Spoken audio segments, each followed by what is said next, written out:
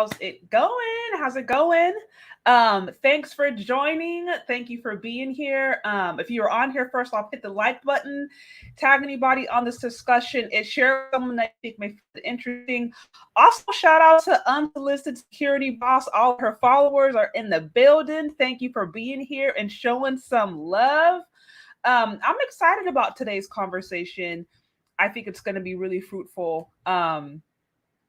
Yeah, a lot to uncover, but really quick, there's just been a lot going on over the last few weeks on the YouTube streets as it relates to just dating, relationships, who's to blame, everything from stab, SYSBM, SYCBM. I mean, there's just this whole thing. And I wanted to bring on Security Boss to talk about just really modern women, and in light of all the different complaints in the different debates and all the different things, in light of all of that, really, what does that mean for modern women? What does that mean for a woman who want to marry? Is that a possibility?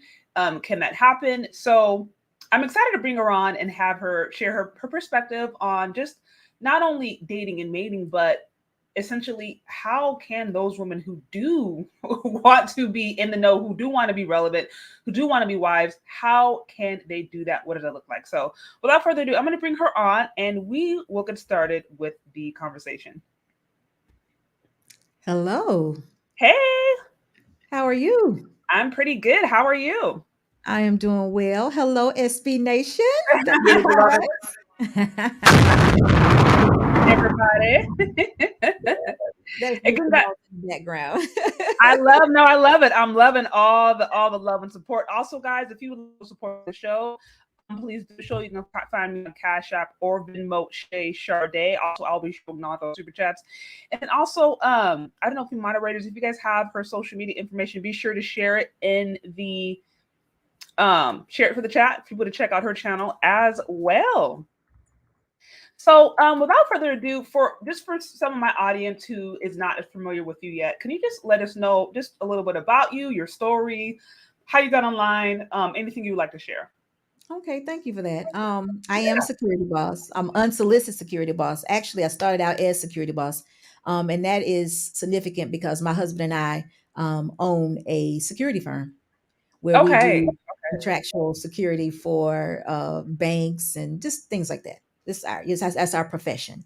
And Mhm. my husband actually named me, and it was funny, but we didn't know about all the things, the nuances of YouTube when we first started. So he didn't know that the boss word would get such a, you know, would be such a big deal. It was just, security boss because I own the company, he and I. Right. So we started out like that, and what I started out doing is we would kind of, it was business related. We would go talk about our business, getting new contracts, things of that nature.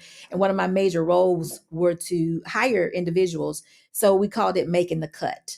So that was my initial channel. It was security boss making the cut, and I would show actual interviews of individuals that came in and different things of that nature. So about a year into that, not even a year, sometime into that, we were over on TLA's channel. He was like, "Look, guys, every time I see one of your interviews or whatever, it's like we're getting like double messages. So maybe you Yeah. should, right? Because my interviews turn into be like counseling sessions. It was never about the job. About 15 minutes in, it would always lead somewhere different. So we Mm, decided to come up with unsolicited security boss, and that's how I came up with that. But far as that goes, I'm a married woman, been married 27 years. I've been married over half of my life. I love being married. I advocate for men, but I love women.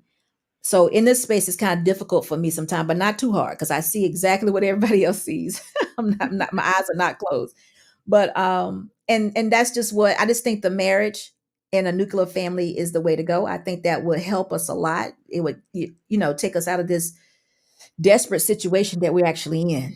And I don't know if everyone sees it that way or what have you, because I know marriage is not the most popular thing right now, or, people talk against it often. But I'm here to tell you, you can have a successful marriage, but it will require work. And I'm just here telling you how to put the work in and what to do. Okay, so you said you've been married 27 years. There's just somebody in the chat say she's been married since I've been born. Guys, if you're on here, be sure to hit the like button on the way. Likes are free. Also, show support to the show. If you like what's going on here, I'll be sure to acknowledge chats. 27 years though, that's a feat. I mean, I gotta give you a hand clap for that one. 27 years. That's pretty powerful. That's goals right there. Yeah, 27 years. And I still like my husband. That's the And thing. you still like, I mean, that part right there. Because I'm like, it's one thing to be married, but it's another thing to be happily married. Right. Right. Right. And unfortunately, that's not. I don't. You got to wonder. I don't know exact polls on this, but you got to wonder how many people actually grew up in households where their parents were happily married. Not saying they're perfect.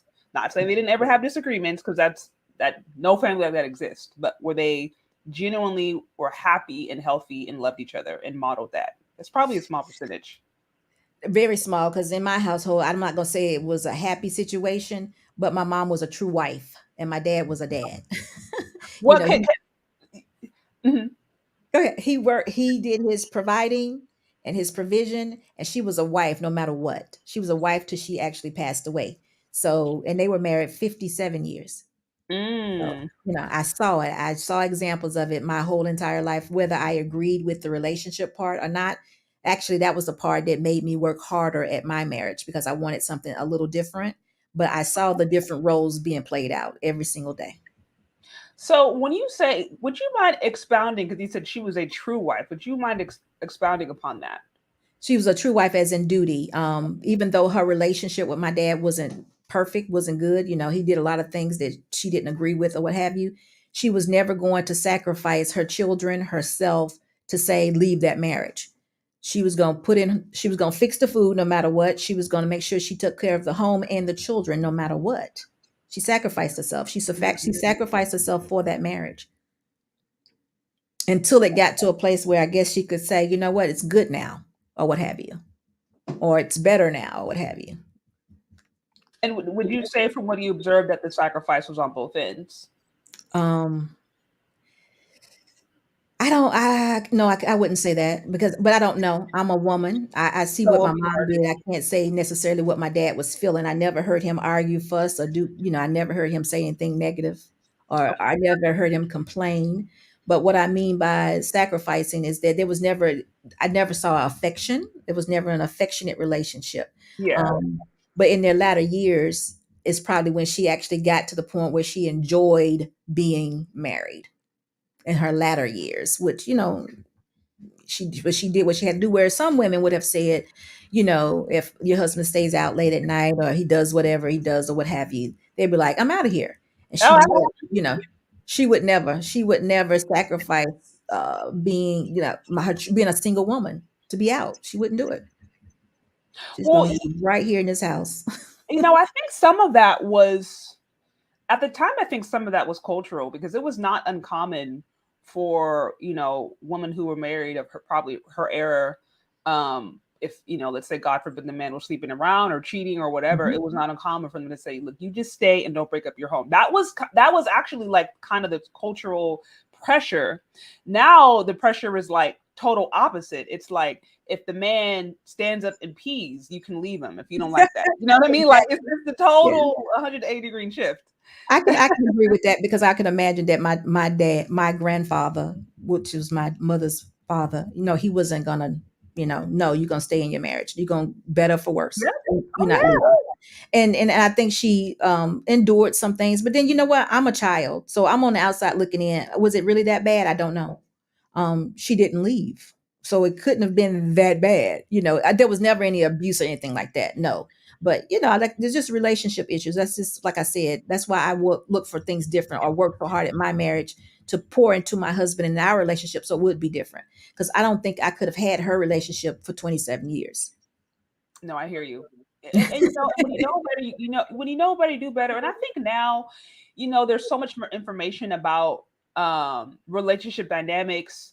I think there's a bit more honesty and maybe awareness about emotions and communication. Right. Our parents, grandparents, great grandparents, they didn't have books like, I don't know, the five love No, languages, no. or Affect. They didn't have language for that stuff. A lot of them were just trying to survive, Right. literally. So, I could understand probably before they were at that was, that was beautiful for them. So, no, that makes so much sense. So, in your opinion, just kind of get right into the topic. In your opinion, are modern women obsolete? No, they're not obsolete, but I wish they would rethink their what would you call it? I would rethink their agenda.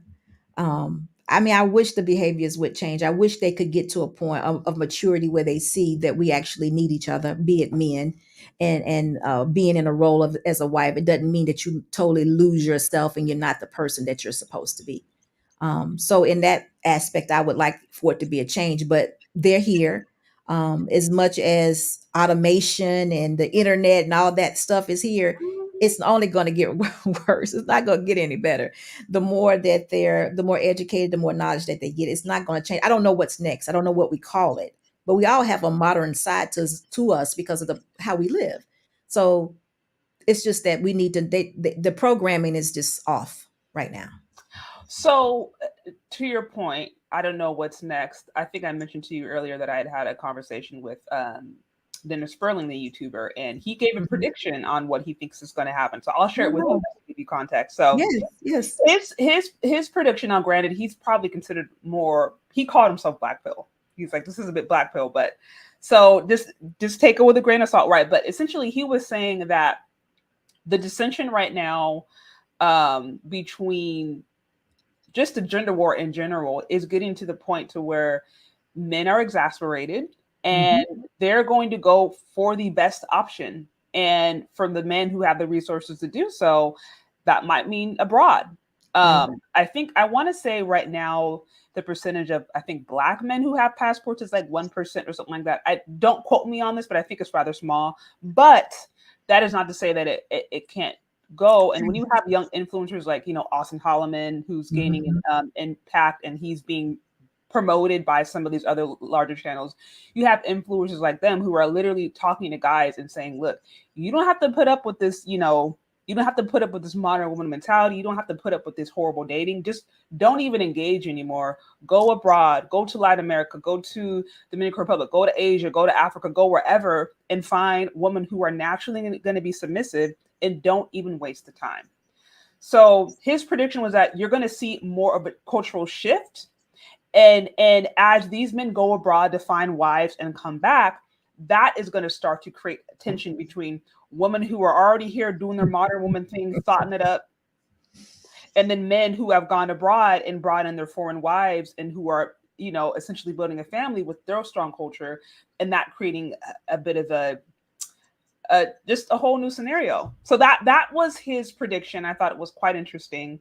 But yeah, I don't know if you have any thoughts I can for see that that. happening. I can see that happening. I don't see a problem with that. A woman is a woman. If you go abroad and you find a woman that loves you and is kind to you and takes care of you, you should. And you want to bring her back to the States for whatever reason. I don't know if that would be the ideal thing because influence is real. You bring her back, it could change her, it could alter her. I don't know. I hope not. But as long as a woman is in her role and she wants to be your wife, I think that's an absolute good thing. And if the women here in the West don't want to do that, you can't make them do it. But guess what? They always come, well, not always and not all, but lots of times they get to a place, a age where they realize, hell, I just missed out. I missed it. I was wrong. I messed up. Now what? Now there will be some men that will accept that apology because those women, if mindsets have changed and there's been some Mhm. trauma coaching and some counseling for that, they may make decent wives, but it won't be a lot of them. So that's going to be something that they're going to have to look forward to too, because you can't. I don't know how long we can operate out of our role and be okay. I just think it just alters everything about a woman to carry the burden of everything or the load of everything. It's not who we're supposed to be. So, do you mind expounding upon that? You're saying how much we can operate in our role and be okay. What do you mean when you say that? What role are you referring to? Outside of our role, meaning as a woman, as a wife, as a lady, we're not the logical and the emotional. We can only really carry the emotional. We need that balance from the men to give us the logical. to actually function. Now, of course, we adjust and we do things that we have to do, but it wears on us. We're not the same people. We don't make the same decisions. We become very masculine. We try to fight men. We don't raise our children. We have to give children balance. And if we don't have the balance to give them, then what happens? So that means our children are coming up dysfunctional. That means that we're operating dysfunctional. And it's just a lot. I know for a fact it causes some form of depression. Oh You yeah, may I think so. Yeah, because when you're by yourself, you sit there and you realize, you know what, this is too much. And then what? So that's what I mean. Yeah, it's not uncommon to see. It's not uncommon to see these videos. I've seen a few where it's like women, whether it's hitting the wall or post wall or whatever, and kind of having this come to Jesus moment, for lack of a better term, where they're just like, "Crap, what have I done, and what am I doing?" And you said something interesting earlier, where it's like there's not going to be a lot of there may not be a huge option of marriageable women out here in America. Correct me if I'm wrong, but I think that's what you alluded to. There won't be because they're going to have adjusted to being both men and woman throughout their maritable years, or it all depends, I guess, on if a man wants a child. Like I said, there will be men that accept some of these women who have changed their mindsets and found themselves on the wrong side of life. It will be. Not everybody. There will be women getting married in their 40s and 50s. It will be. But there are going to be a lot of women that will be alone. And that causes depression for a woman because we're supposed to be covered. We're supposed to be protected. And without that, it exposes us to so much stuff that we're not supposed to endure. Even going to the grocery store looks different. Even picking up the crate, or what do you call that, the pallet of water, is different.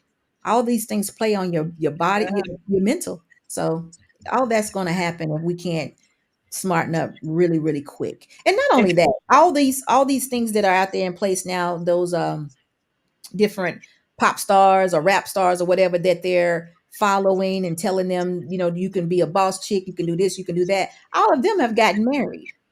Right, that part, And they're literally somewhere that part. cooking dinner. They're somewhere cooking dinner and having babies for their husbands. And then Yes. they're still out here wondering where I'm still living this way. And all the random sex, all the reckless random sex, I don't think women understand. Spiritually, that is a very bad thing to do Oh, but spiritually.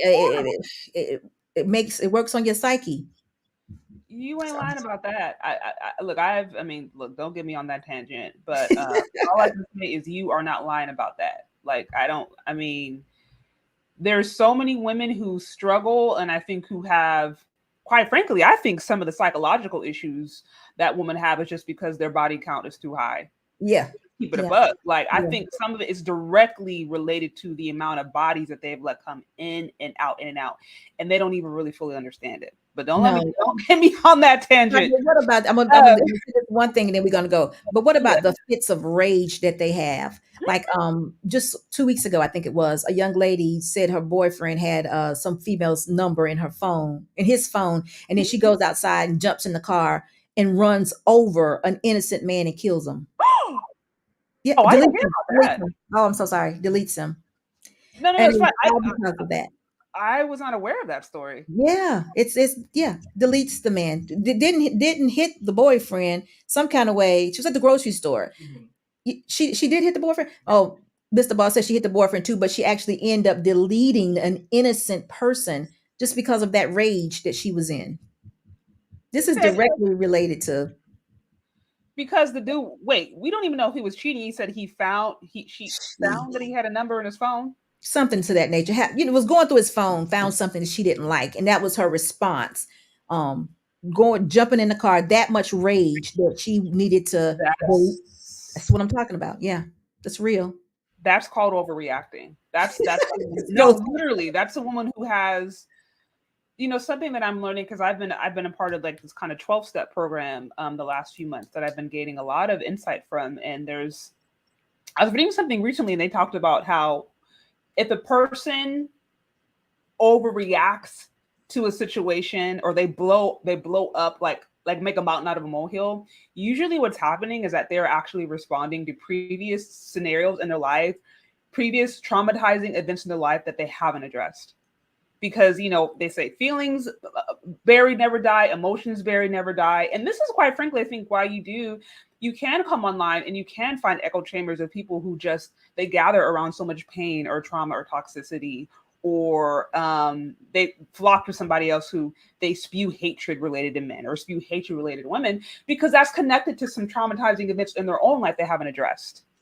So what you just described to me is a woman who's overreacting, who has not addressed whatever trauma happened in her own life, and she's taking it out on whoever's in her circle. And I think that happens a lot more often than we want to actually believe. Yeah, some people call it simple demons. Yeah, right. Just to put it nice and blunt, that's what it is. She's been controlled. Yeah. Right. Shout out to be just more in the building. I actually was just listening to one of your videos earlier today. It's always good to see you guys. If you're here, hit that like button. Also, I do want to shout out to Andre Dale with the 2 on the super chat. Thank you. I see. You can be modern, but you need foundational values. Thank you for all of that. Also, I did see. Shout out to Hakeem with the 10 on the Cash App. I see you with the 10. It's good to see you, Hakeem. I know it's been a little bit. And also Mar B with the 5. I saw a 5 for a great stream yesterday, showing some support. Thank you again.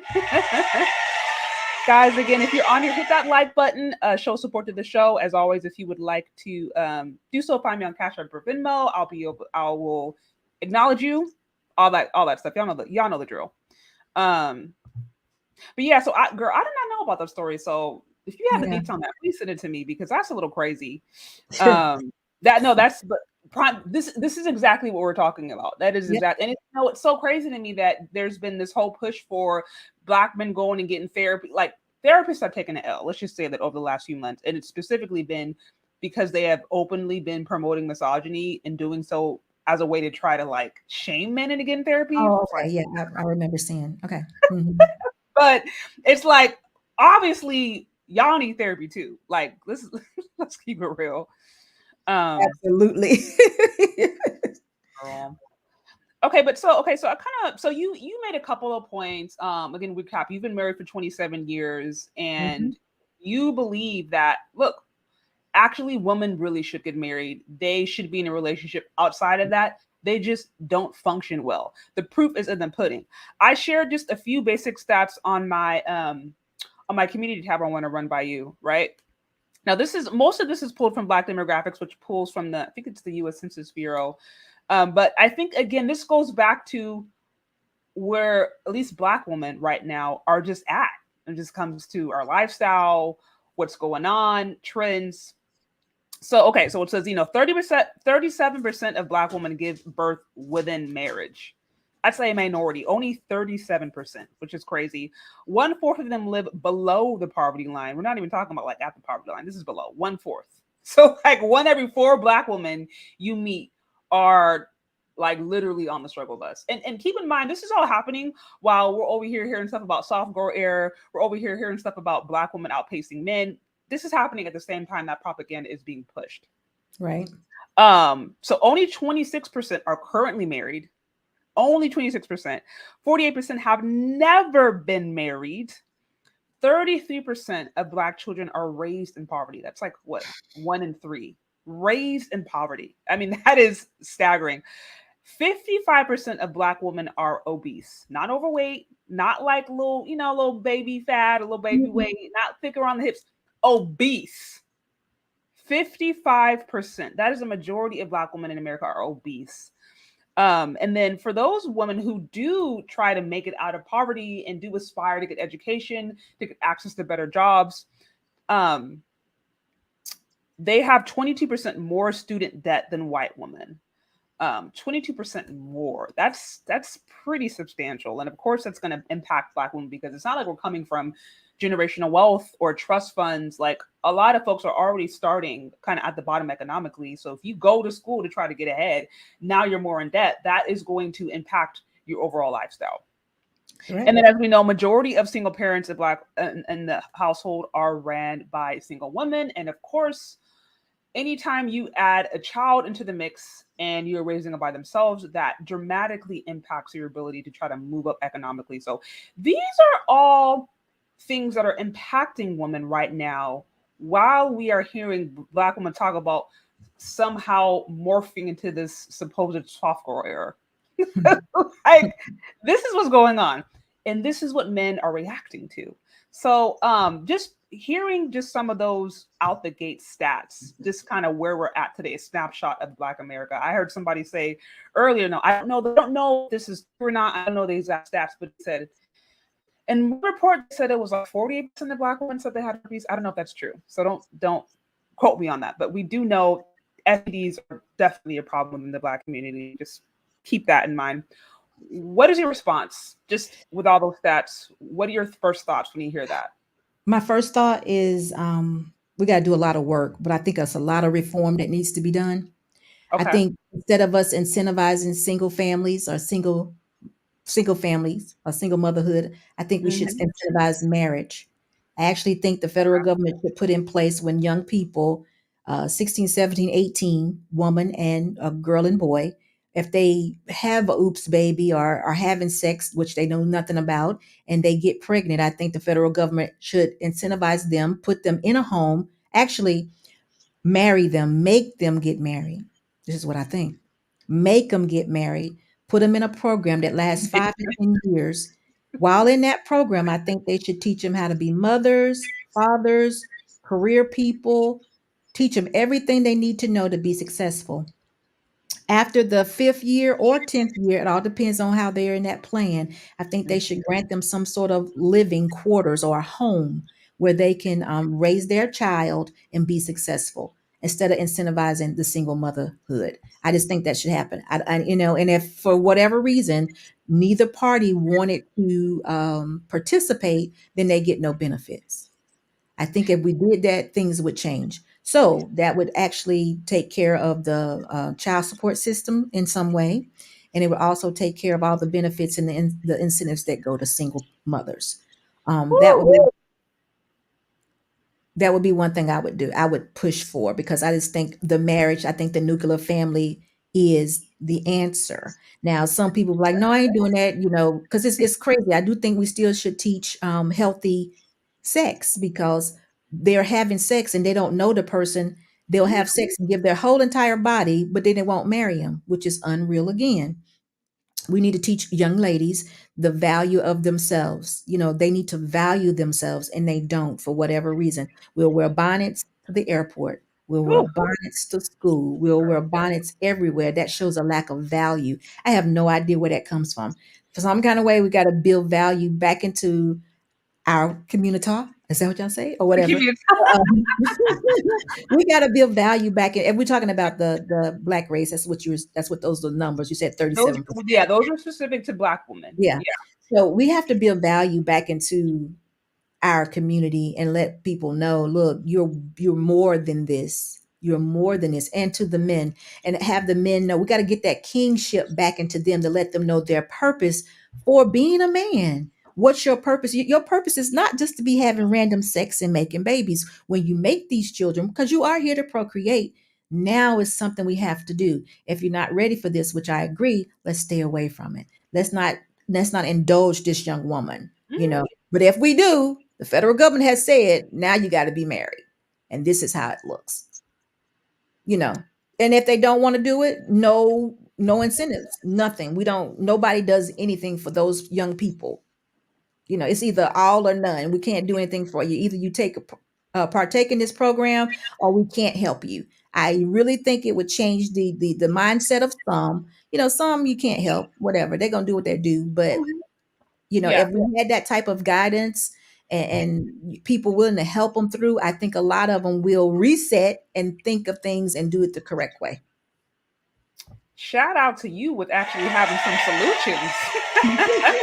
So you said, first of all, you said incentivize marriage, which I totally and completely agree. Incentivize marriage, but then you went like hardcore with y'all, but we about to have some forced marriages. Y'all about to be married for at least what 5 to 10 years. There's going to be benefits associated with it, or there's going to be benefits removed if you decide to opt out. I mean, honestly, I think if something like that was to happen, you would see something. I Now, actually think there are some countries that kind of operate like that. I think some countries operate that way. So, why that's not? true. I mean, Yeah, we're just too liberal. We're so liberal. We just have so many choices and so much access. We just do whatever. And I do think that maybe we need to, lessen all those, all you those know, choices a little bit. I am obviously, I mean, this is why we're here having this conversation. That's why, I started the How to Be a Wife series. It's why we're part of the Wife Life panel. We are both obviously pro marriage. Right. See it as a beautiful thing. With that said, there are women that I know today who I think are beautiful, lovely women that I would never recommend to any man, not let alone themselves.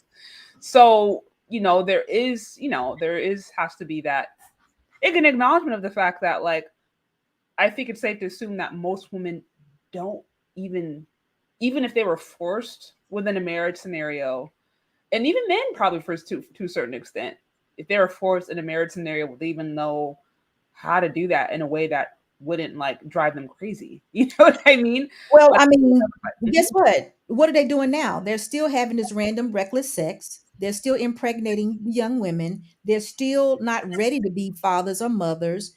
They're still getting STIs. They're still having HIV. They're still struggling mentally. There's some young women before the age of 20 have 5 kids. What is Oh, that? I mean, what's the difference? I mean, you're talking about, can they deal with it? Can a young man be put on child support and expected to pay for 5 kids? Really? no, What it's kind not of gonna job does he need to have? So it's not like it's any different. It's just like the young man said. Well, the comment just said is Corinthians. It said you can't contain yourself, you need to you marry. need to get And married. but the part that we're missing is because it's just in our head, but we're changing mindsets. We're not just doing something. We're pouring into people that this is with order. I think you can think better. Chaos is what we're in right now, and nobody can see down the street around the corner. And that's what chaos will do for you, to keep you not thinking. And it's not benefit, excuse me, it's not benefiting anybody. Men mostly. It doesn't benefit. It hurts. To have Yeah, a 18-year-old boy have kids. How you going 5 children and can't pay that's for them? that's yeah. I did a collaboration with Dr. Tizon Johnson last week that broke down the Black male political agenda, which I think now it has 15 points, but it was very eye opening. I would recommend you check it out because it talks about actual policies and different things that would need to be advocated for and changed if we were to see not just a positive change for Black men, but I think overall that would impact the family because I think if there was more equality in the court system, and to your point, if there was more incentive, I do think that would definitely at least eliminate some of the tension that we're seeing right now between the genders. Just Well, equality would help, but let me tell you something. I try to always advocate for men with don't give away your power. See, with a man's sperm, there's power. Mhm. Why would you give it away with the assumption that this young lady that has 32 forms of birth control is going to use it? Wouldn't you much rather control that situation and say, you know what, you're not the one. I'm going to wait until I get married and then, or have intentions with a woman, and that will be the woman that I share myself with. And if she has a child, then I'm going to be ready for that child. And I'm going to take care of that child. Because so often what happens is we're randomly having sex. Oh, this young lady, she's got 32 forms of birth control. She's more irresponsible. Yeah, she is, but you just said it. She's irresponsible. Why would you put all your power in a young woman's hand to say, "Oh, ain't no baby gonna come out of this"? What if she's the woman that wants the baby or that wants those incentives from the government? What if that woman just didn't bother to tell you? But this, to your point, and because what you're saying is that, look, take your power back, don't engage. And there's actually a lot of men who are doing that. There are a lot of men who don't engage, who choose to not have sex, or they choose to go abroad to find a woman. Like, because I think I did a video about this a few months ago. Now, this is according to Pew Research, which, some people argue their methodology isn't perfect, but according to Pew Research, it showed that 89% of single parent households were women within the Black community, and only like about 11% were men. Now, this is a few months ago. Numbers may have changed, but there is a huge imbalance. And what that is showing, again, is that there is a minority of men who are procreating with all these women. And this kind of goes back into the 80-20 rule, and women be hypergamous, and women going for a very particular kind of men and looking past men of a certain class or a certain position. So that can go deep. But I think, to your point, there are a lot of men who are already kind of saying, I'm not going to engage. Quite frankly, maybe because they're just not getting the play, because women are interested in them, or because they're looking around them and they're just like, no deal. This is not good. So I think, to your point, because there is so much birth control and so many options for women, I would argue that women might feel the freedom to be a bit more responsible because they simply have more options. They definitely do, but why would you trust them? What'd you say? I said they definitely do, but why would you trust them? Well, you shouldn't. Well, That's the whole point. That's the whole point. I think men actually trust women will do what they say, or will be responsible for that and not have the kids. I really think that they put trust in these young women sometimes. And I'm saying, men, don't do that. And somebody put in the comment section a short time ago that some women are only good for sex. But wouldn't you want to know that? Would you? I mean, would we want to waste our time? Well, men, do you think men want to be with women that are only good for sex? Isn't that's kind of spicy? Well, this is back to what I said, the conversation that I had earlier. And I mean, look, I bring up some even comments that I got because I posted the question earlier today on whether or not women were obsolete, modern women were obsolete. And I kind of got a consistent theme of just like, these women aren't good for anything other than sex out here. And to be fair, on the surface, that could maybe come off as offensive or misogynistic, but it's like a lot of women are presenting themselves as if the only thing they're good for is for sex. I wanted to pull up, I think on that note, and I had it up earlier, and then my computer shut down, but I wanted to pull up something for you because I think, as it's supposed to be funny, and it's supposed to be kind of like comical, but I think it really speaks to the impact of what men feel like they're dealing with, and the mentality that I think modern women are wrestling with or having to deal with, and how it's actually negatively impacting them. So let me see if I can pull it up really quick, because I literally had this and then it like went away. No, I agree with the negative impact. It's very negative. They don't have many examples of wives, ladies, anything. So I get it. But I'm just saying, men, it's time. You the leaders, you're the heroes. I have high expectations for men. I do. So I would just like to see them in their place with the woman that is that woman. Sorry. I'm listening. I'm just getting this stuff playing. Okay, that is like not working for me. Are you hearing that? Yeah, it's kind of. Keep on hearing pesos. I'm like, what's going on here?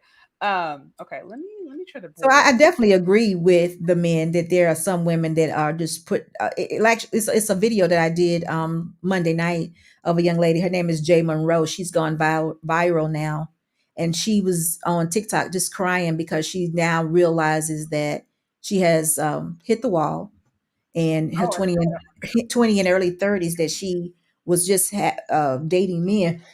Excuse me, dating men for survival. She even said out of her own mouth that I can F. And I'm like, you got a lot to learn, because a lady doesn't speak that way. But anyway, she said, I can F them, I can cook, I can do this, but I didn't know how to love. So it's like, wow. And then she's now, since she went viral, she's crying and everything. So now she went viral, she's made other videos. And in those other videos, she's saying that she's gonna She's accounting for everything that she's done. She's been accountable. So she was like, I got a lot to account for. So it's going to be a lot more videos to come. So I'm thinking, wow. She She said doesn't a lot, she realize said a lot though. more to come. Yes. Well, we'll see, She doesn't realize.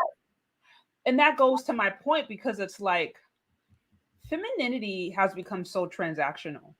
Um, I think, and this is specifically why, not to get too far off, but this is why you can have trans, you can have trans individuals who will say like, oh, I'm more woman than the naturally born women, or talking about how they have to teach naturally born women femininity because it's become so transactional. It's become, well, I can do these particular actions, therefore I'm a woman.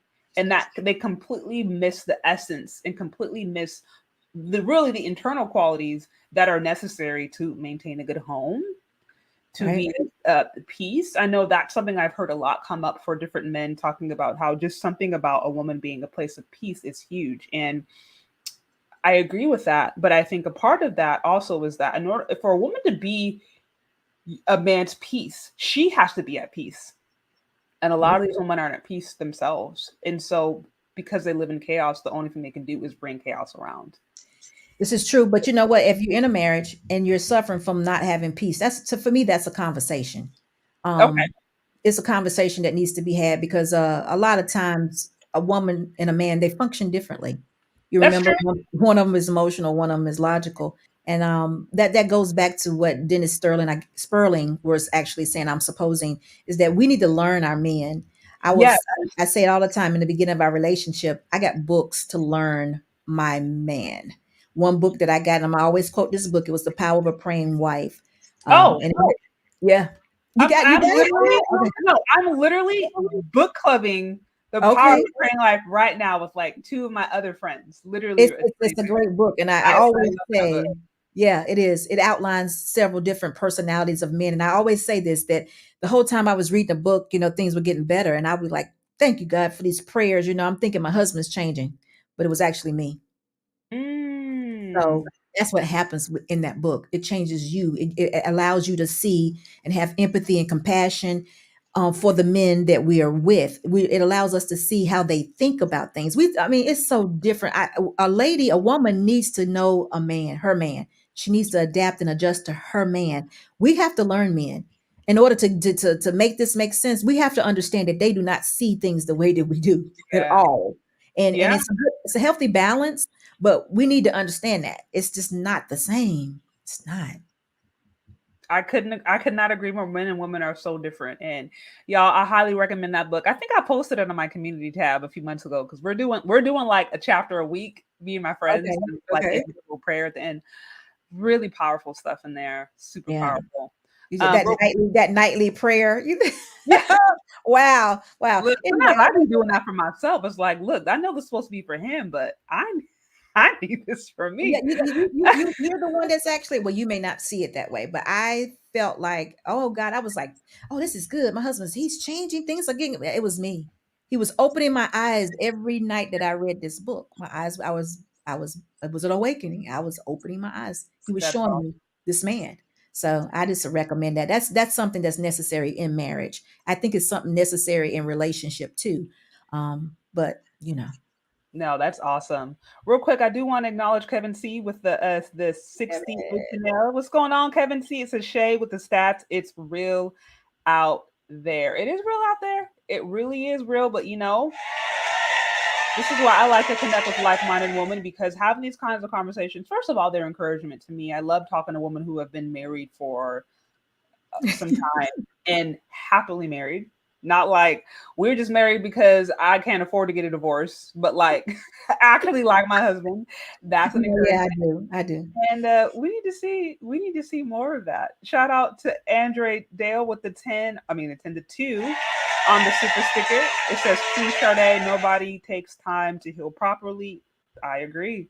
And sometimes there's the reality of, in an ideal scenario, you're going to be whole, your husband's going to be whole, y'all going to come together and make this whole family. That's the ideal scenario. But reality, a lot of people are, they're broken, and even when they're healthy, there's still areas of improvement. So, I think there's always going to be an aspect of healing that takes place even within the marriage. But if you're willing to be accountable and if you're willing to own your part and not be so quick to point the finger and try to say how your husband is wrong or how what he's not doing right or how he's like if you are quick to first acknowledge where you need to change and where you can do better, I think that will make for a happier marriage. At least that's something I've learned. I haven't been married that long, but I think there's something I'm learning already. Like my responsibility to be happy and content is for me. It's on me. It's not on my husband. Like it's me first. So, and I have to own that. You know what? To add to that is something else too that I don't think people realize. When Mm-hmm. you get married and you fall in love with an individual Mm-hmm. and you're married every day, you becoming one with them, that actually reveals brokenness. A lot of your traumas are at that point. They actually come out then. So marriage actually reveals a lot of things that you have no clue that you even are dealing with until you're within it. I say it all the time. One of my major things was a lack of affection. I didn't know it until in marriage. My husband, he was there and I wasn't. So Oh, okay. being married actually reveals a lot of traumas. So I That's don't know. facts. That's facts. That is so facts. I don't Yeah. know if it's ever even possible to say we can go in totally whole because marriage reveals the brokenness. It actually does. You take Mm. off layers because remember you're sacrificing daily to become one with another. So all those things that you are putting away have to be revealed to you. It has to be brought up in order to know that I don't need it anymore. I don't need it anymore. So it has to be brought to the forefront to say get away or dismiss it. So a lot of things come up in marriage. Yeah, man, that's bars. So I want to okay, So, let me pull this up real quick cuz going back to, kind of circling back on this topic of let me see if I can pull it up. Okay. I shared this I shared this video. Actually, let me do this. Can you hear that? I can hear it. I'm not trying to do it, but let me do this. Okay. So I'm gonna share this with you real quick. And the reason I think this is important is because um this individual, this lovely lady, has over 5 million, just over 5 million followers. Oh wow. There's a lot of influence. And the reason I found out about her, unfortunately, was not necessarily for reasons that I would like to support. But let me see, how do I do this? Okay, it is share screen. Sorry, I'm having some technical issues here. This Okay. is so.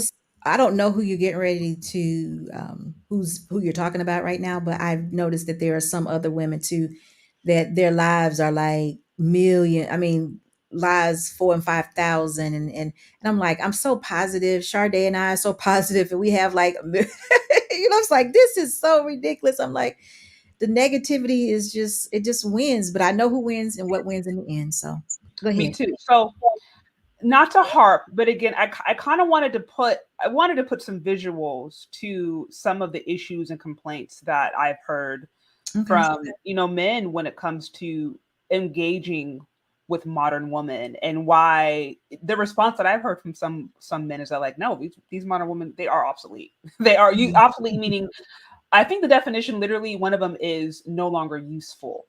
Exactly. Right. So no longer useful for the intended cause. For a man that is looking to marry or to build a legacy, certain mindsets are just no longer useful. So Yeah, it's like the she's biography of it. It's like the right. biography. It's no longer useful, So right? she is I think she's like a comedian based upon some of the different stuff, but I'm just gonna play you a few videos because someone said that she emulates, whether or not she believes it or not, very much I think speaks to this mentality. And I think it's important that she has a 5 million followers because, again, she's an influencer. There are young people Mhm. who are following her, Right.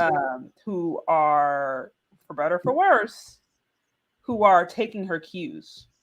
So let me pull up this video real quick so you see it. Hey, Dirt Nick. So this wig actually came from curly me hair. And bitch, let me tell you, this is one of the best water wave wigs I ever had. Ever. This is actually a glueless wig, but baby, I had to glue it down because I like to do stuff like that. But yeah, get into this wig. Just look at it. I don't know why you still watching the video. Go purchase the wig. Link it. So she's promoting with look, I'm all for women expressing their creativity. But I think, there's something to be said about the fact that I think a lot of Black women do not necessarily know how to feel comfortable in their own hair. I mean, that's a whole nother conversation. But I can say honestly, at least my generation, I know plenty of women who grew up with mamas who was telling them how to make their hair look straight or how to make their hair appear more white, because they had mamas that said, "Ooh, you got to tame that nappy hair. I got to tame that." They had mamas who was telling them that. And so all they know how to do is just straighten it. And so you got a whole generation of women who just don't feel comfortable in their hair. So that's one thing. This is another thing that went viral. Back to what I was saying earlier when I talked about the value. Oh, when you have the video on, you want to mute yourself because it has an echo. What'd you say? When you turn the video on, mute yourself because it has an echo. It's giving off an echo. Because sometimes when I mute, y'all can't hear. But okay, I'll try that next time, and y'all let me know if you can't hear. But so let me say this. It goes back to the value that we have for ourselves, because you're exactly right. Now that wigs and lace fronts and extensions and all those things have come, Black women, typically they have to have it. I mean, I have braids in my hair now, but I've always had braids in my hair. But they have to have it. And it just goes to the lack of value of who we are. For whatever reason, we're not satisfied with who we are. And that's what we have to do. We have to some kind of way. And I actually think you have to go back to like 5 years old, those young girls at 5, and start pouring in the value to them and letting them know you're okay. You're okay. So. No, I hear you. Okay, so I'm going to play now. If you can't hear the audio when I play this, let me know. Because this is how I came across this TikToker. Now, mind you, this one got like almost 10 million views and was posted all over different places. Okay. If you see your friend getting ratchet, if you see your friend getting ratchet, when that beat drop, I need you to get up and hype your best friend up. Hype up, tell her, I said throw it.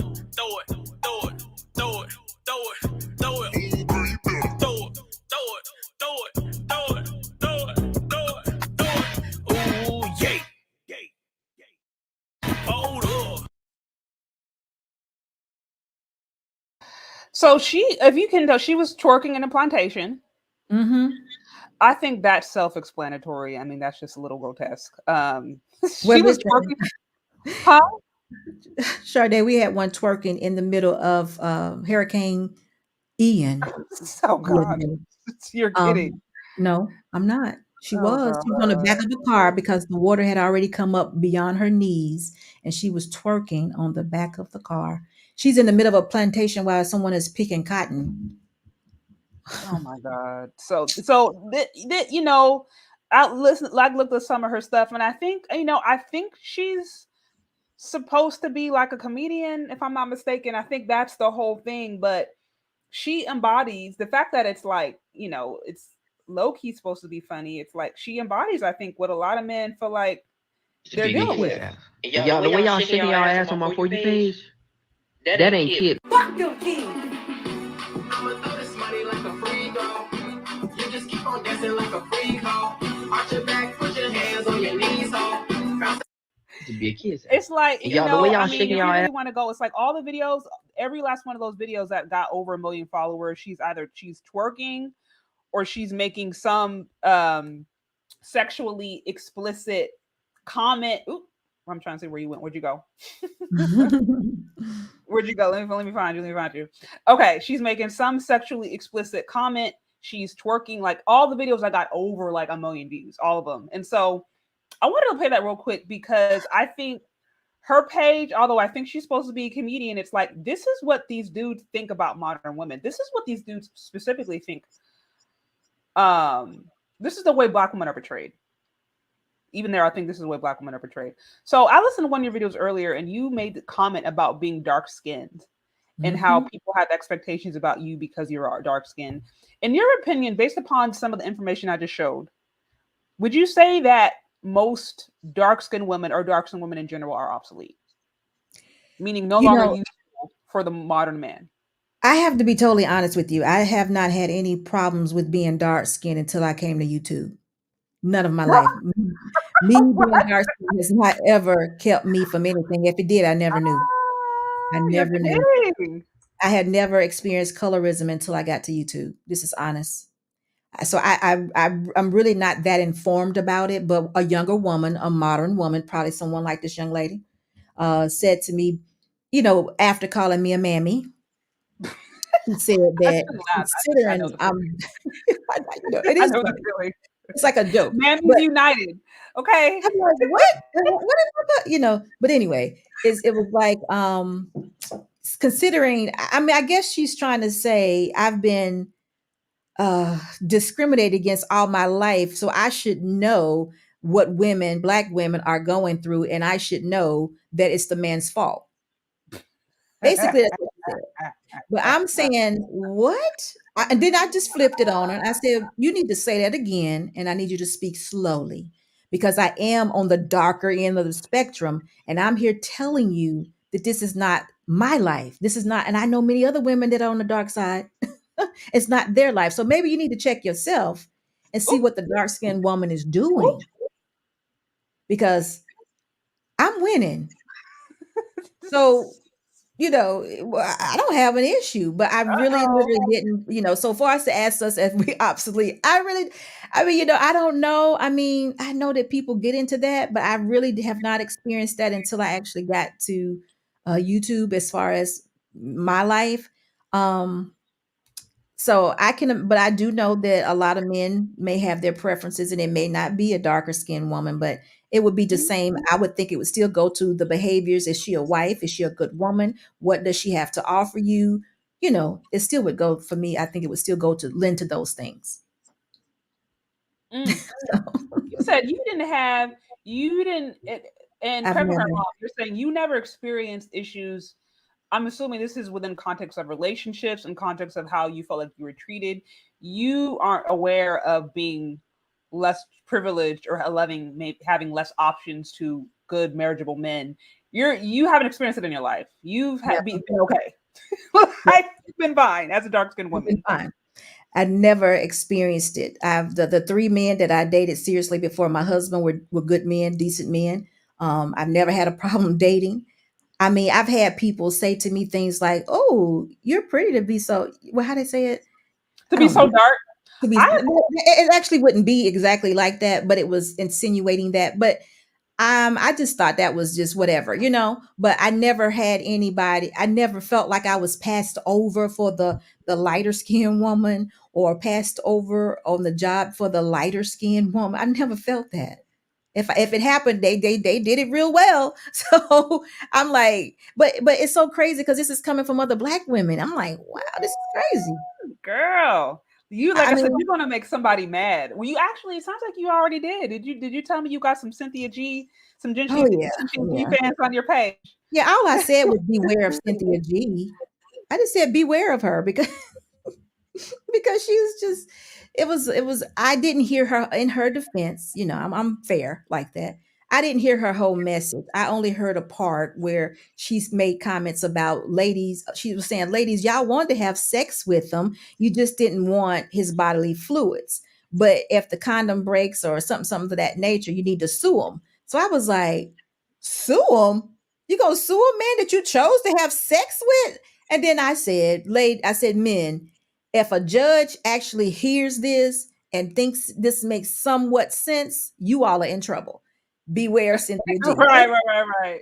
That's all I said. And boy, they just came from my neck. And I think it's kind of funny, but it's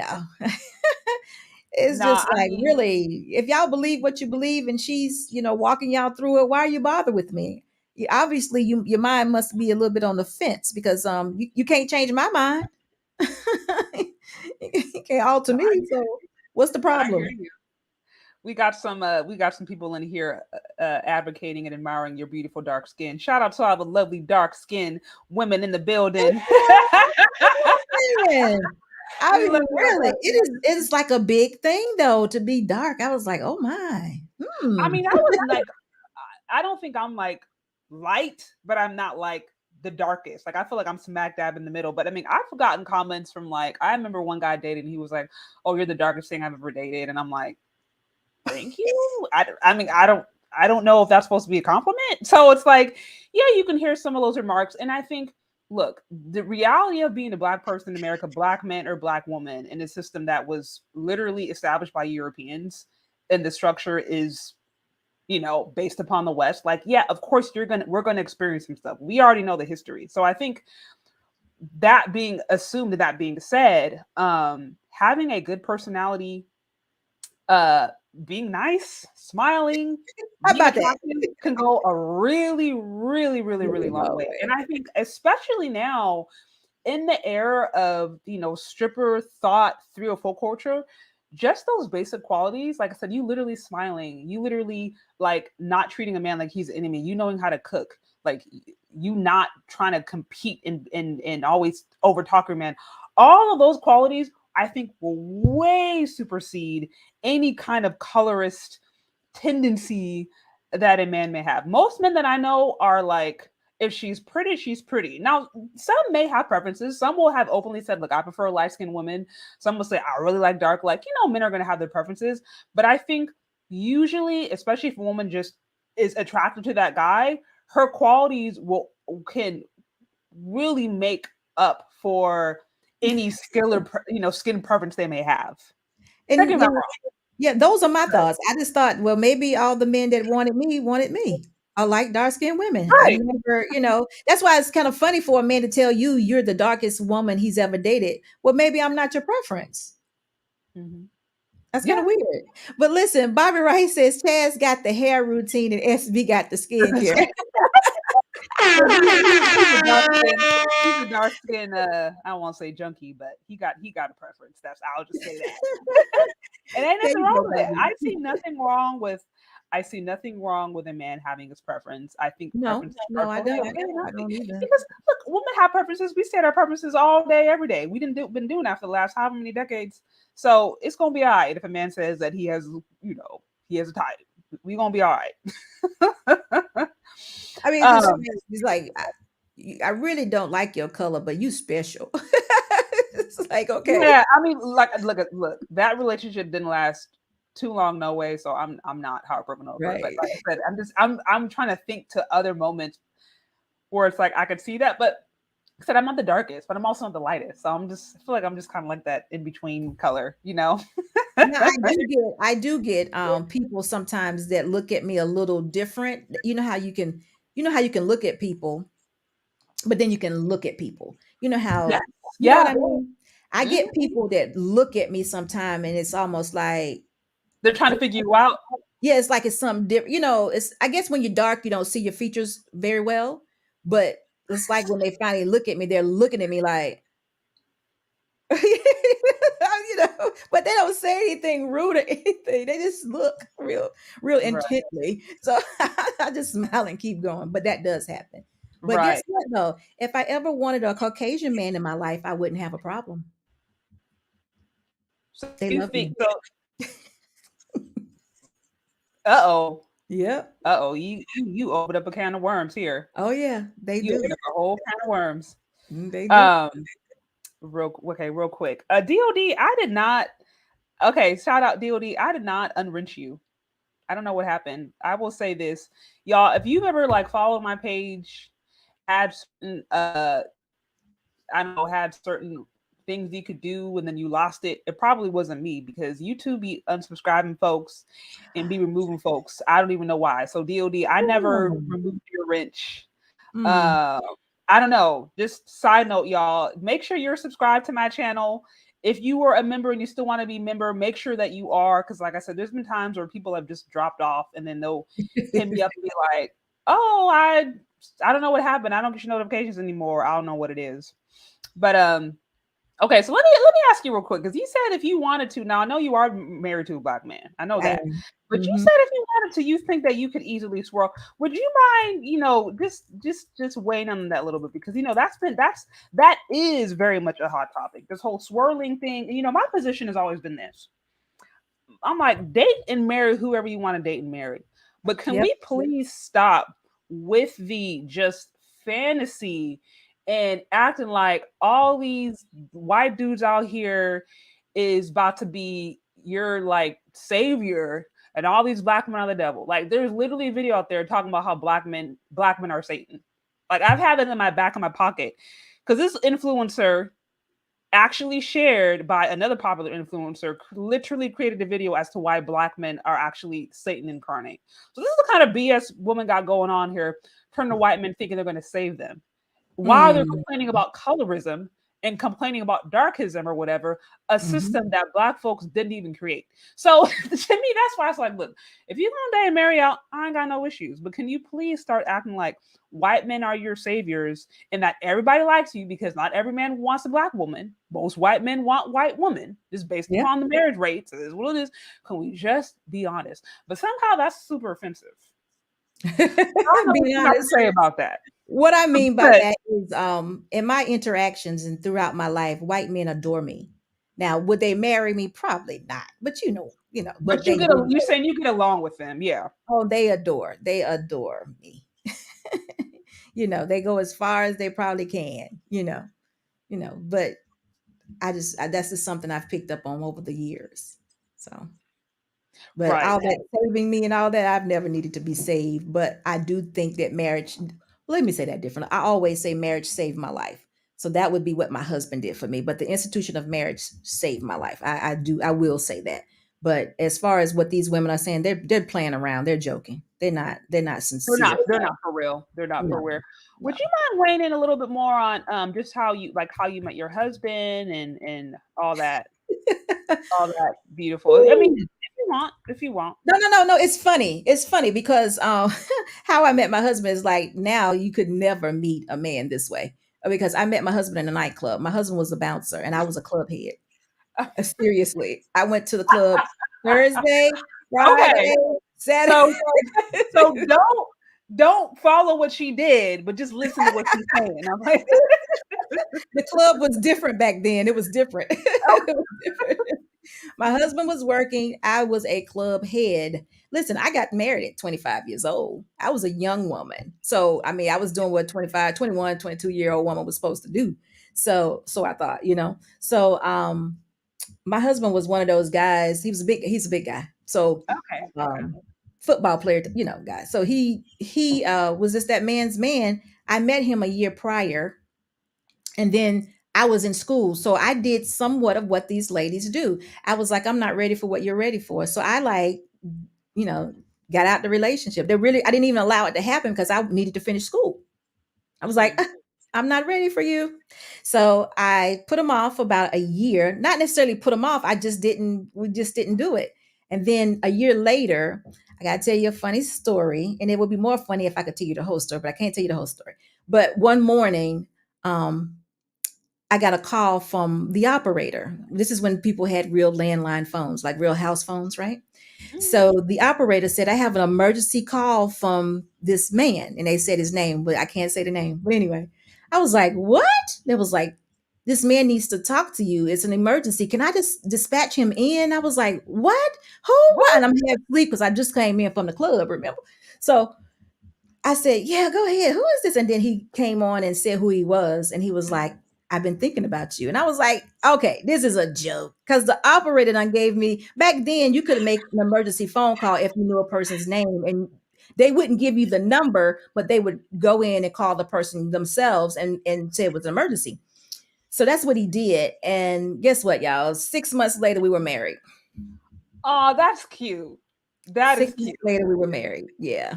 Oh, that's cute. Now, you're right. That love story probably wouldn't happen anymore because men aren't even hardly going to the clubs. And half the time, these women go to the clubs not to get to know nobody, just to show off. So, now they're going to strip clubs. I'm like, what? Yeah, I don't know about that. Right. So that was 27 years ago, but maybe y'all could learn from some principles. Yeah, it was when we went to dance and have fun. But now they doing something totally different. I'm like, no. So that's why I laugh about it. But it is so funny. It's really funny. Yeah. Yeah, you definitely don't look. You said you look 25. Look, black don't crack. Because you couldn't have told me you were. You didn't. I look 25. Who said that? Ooh, DOD. But yeah, it was funny. Life used to be good back then. People used to date, have fun. Now I'm like, I saw somebody and he was like, man, I think it was Eugene Steele. He was like, man, I remember people used to go to the club and get decked out. I miss that. He used to do good things, right? How did you meet your husband? Did y'all have like a funny story too? Oh, well, I'm like, would it be funny? I mean, so it was kind of like we were set up, but not like it was like one of my best friends and one of his best friends. Oh, And good. our best friends kind of started dating. They're actually like married right now too, believe it or not. They started dating, and my friend at the time met him and was just like, oh, like I know somebody who I think you may be interested in. So make a long story short, I was going to like, it was like a kind of like a Bible study, but they called it house church. I've been going there for years, and literally this family who was holding this like weekly event, they were moving to Texas. They were moving out of town, and it was like their last time ever meeting. And I told myself, because I was single at the time, I was like, I'm never gonna meet anybody here, because you've been going to the place for years. You know who to expect. You know who's gonna be coming in. So I was like, I ain't never gonna meet nobody there. So I remember coming the last day, I was in sweats, like hair in the bun. Because Bay Area culture is super chill. Let me just say that, like, this is the kind of place you be going to work at tech buildings. You go to these big old tech industries. People are in their t-shirts, jeans. Like, it's super chill here, right? People don't get dressed up hardly unless they're at like a concert. But so I'm in there in my sweat, like I'm just chilling. And this guy walks in, and I'm like, who's that? And we talked probably for like 5 minutes. He gets my number. He stays for like half the Bible study, then bounces. And we start talking, and then I find out later on that like my friend had told him like, oh, go to this place. There's a girl there that you're gonna like. I'm not gonna tell you who she is, but when you see her, you'll know. And so he's like, okay. So he just showed up there, and then that's how we met. So it was like we were set up, but I didn't really know about it. Like our friends behind the scenes kind of orchestrated it, but worked out.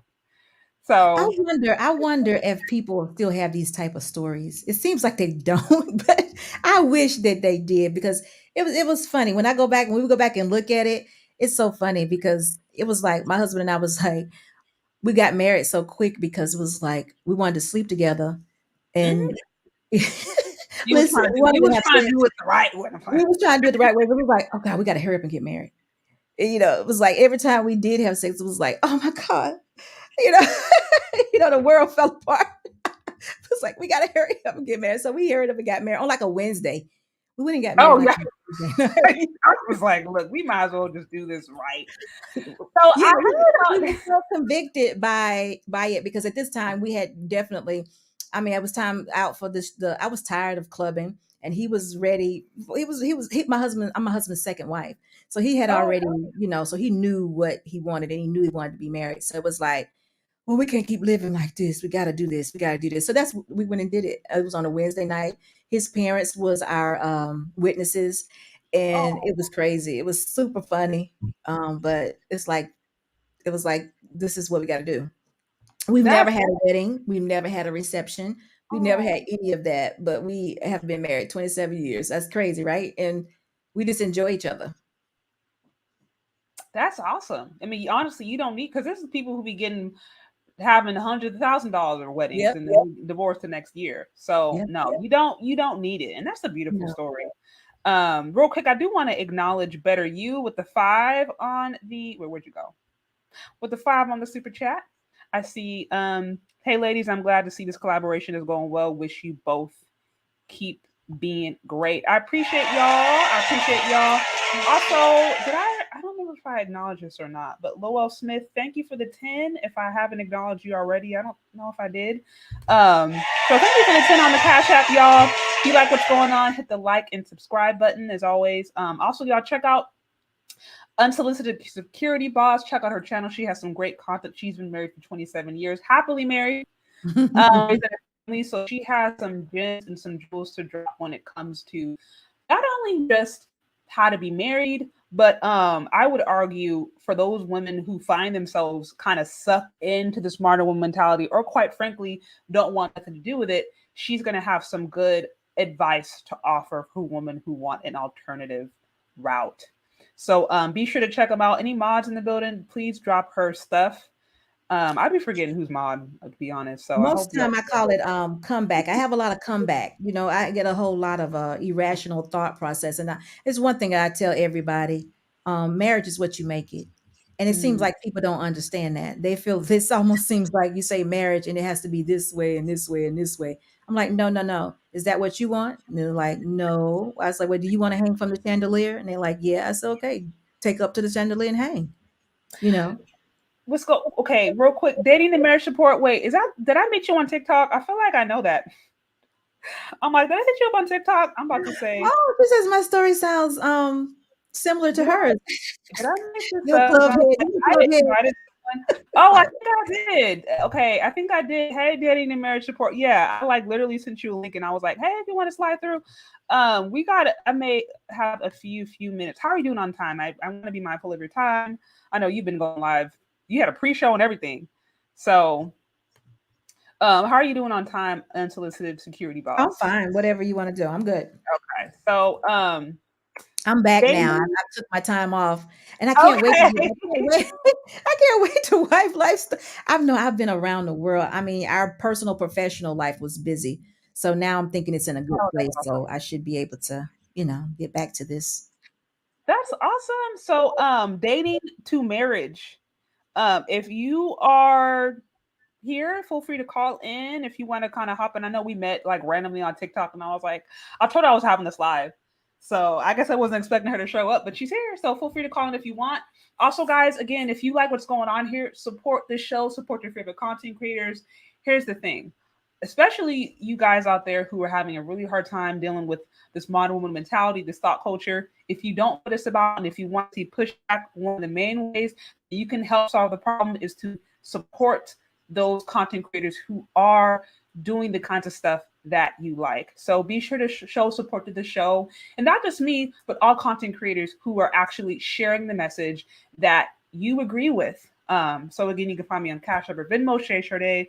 As always, Cash Apps I will be sure to acknowledge, and be sure to check out Unsolicited Security Boss, her channel, and like and subscribe. If you can't, give financially right now, that's okay. Be sure to like, subscribe, tag, do your part, because a little bit goes a long way when everybody is doing their part. So really quick. So moving on, because I did have a few other things. So, we started off with the question, are modern women obsolete? Your thought is no, they're not. But in order for them not to be obsolete, they would lead to pretty much change. And the reality is right now, there is a small minority of marriage-minded women, at least in the United States of America. And this is what men are having to choose from. So we talked about that. Then he wanted to talk about how all this whole dark skin stuff and how that, makes it hard for you to date and marry. That's never been your experience. You, as a dark skinned woman, have been happily married for 27 years. You actually know other dark skinned women who are married. So you call cap. That probably has more to do with that person's individual life challenges. It just is what it is. I wanted to also touch on real briefly. I listened to one of the videos and you talked about how early on you had did it wrong, as you put it, or you had a child out of wedlock, and then you decided to change your ways and get it together. And like I said, now you've been married for 27 years. I will say there's a lot of guys now who are just like, we don't even want to be stepdads. We're not interested, because single mamas are the worst to deal with. But when you got married, you had already had a kid, and you were still able to, I guess, change your ways early on and move forward and live a happy, productive life. So I don't know if you would like to weigh in on that, but I'd like to hear more of your story when it comes to that. I was a single mom, but the person I have my child by was my first. So I was in love with him. He was a fiance and all that too. I made a huge mistake. I should have never given myself to him prior to me being married to him. So I was wrong. I account for that. He wasn't a bad guy. He was a womanizer, but people live and you learn. We were younger. So I account for that. I made a big mistake. I did not like the person I was at the time. It was shameful to me. I knew better. I had a mother and a father in a home. I didn't grow up in a single family home. I knew better. So I always had that example of a wife. So I never lost it. it was always there. So I never gave up who I was per se. I just got away from it. And in recent years, or excuse me, in recent months, I would say, I've found out really that I think I was kind of like yearning for my dad, because me and my dad had a really close relationship till I was about 13. And then at 13, he didn't go anywhere. It's just, I think maybe he just decided, it's time for you to be with your mom. You know what I mean? So I didn't know it, but I was looking for love. Didn't know it, but I was. And Yeah. it was a military guy. We were supposed to all go to the military, what have you, and some things came out before. And I'm just so glad they did, because I was not supposed to marry that man. So it worked out for me. So my mindset was always that I was going to evolve into being a wife. I knew that was just normal for me. So I question right now how women struggle with it so much, because I'm thinking, if I wasn't going to be a wife, what was I going to do? So You're like, what's the other option? Literally, what is the other option? I do yeah, I see mean, that.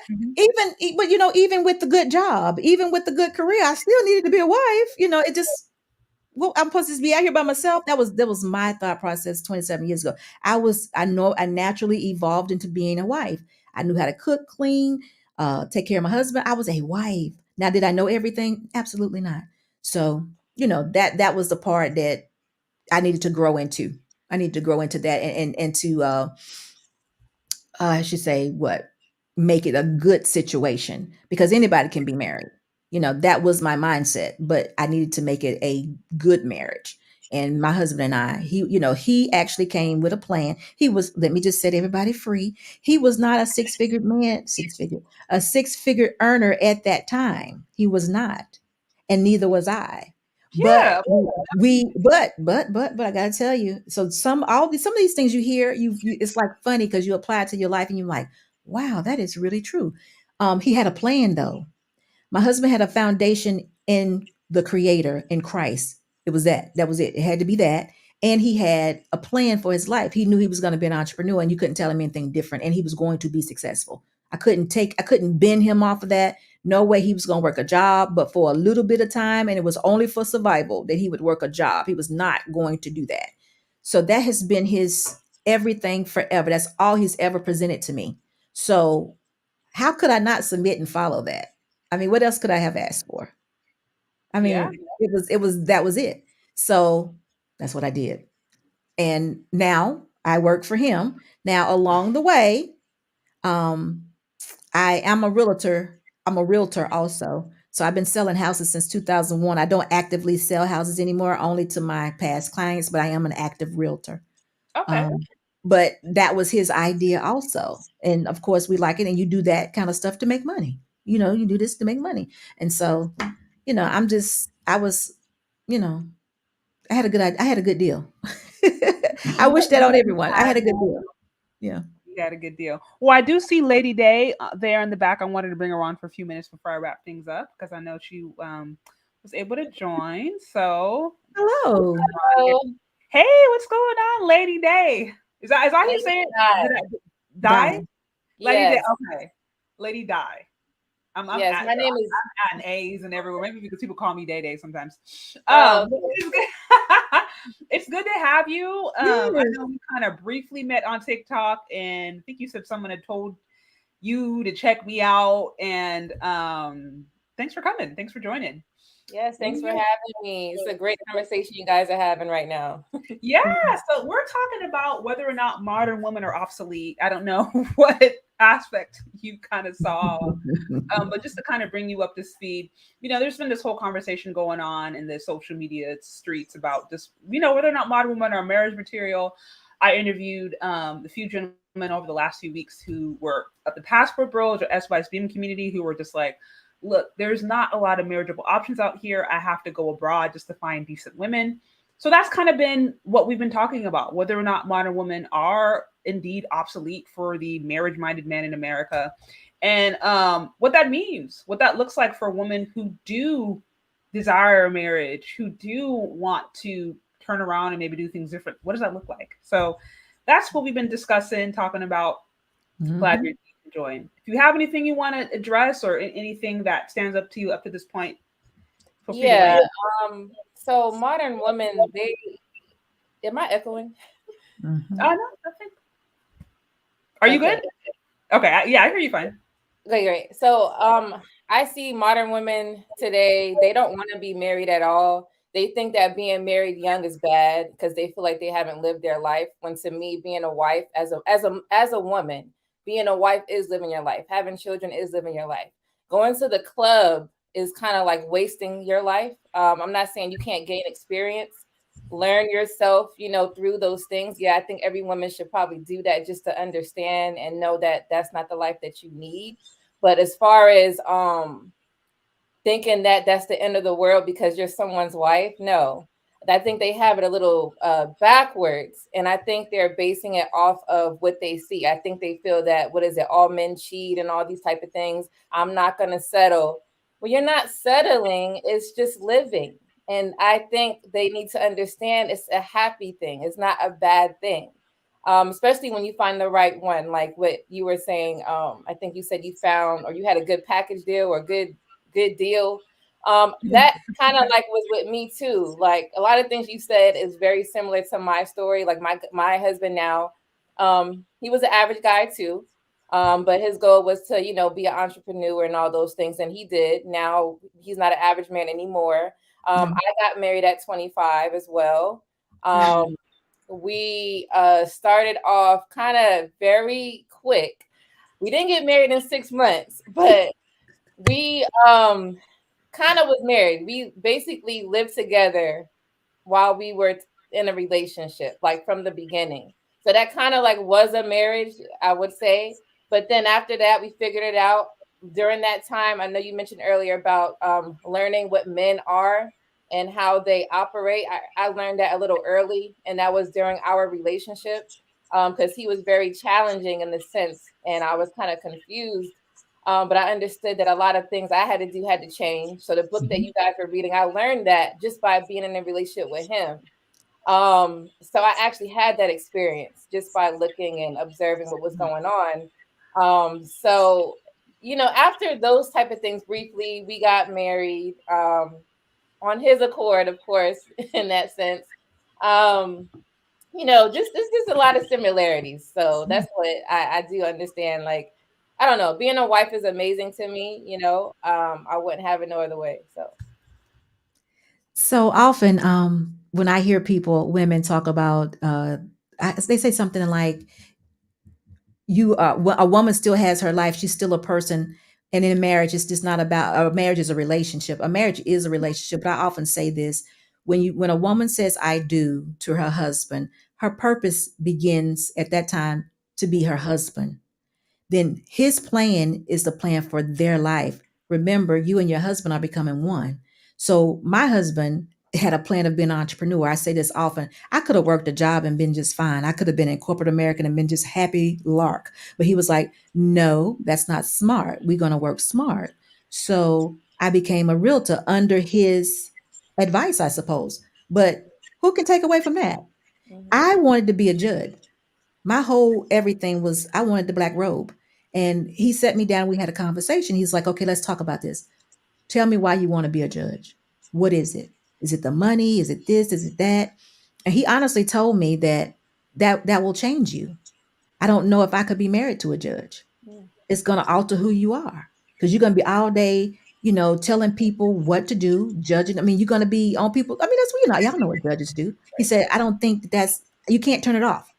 So what is the reason? And I never even thought about that. I just wanted to be a judge. The ego of a woman, we want to do what we want to do. And he was like, listen, the gift of discernment is yours. God has given it to you.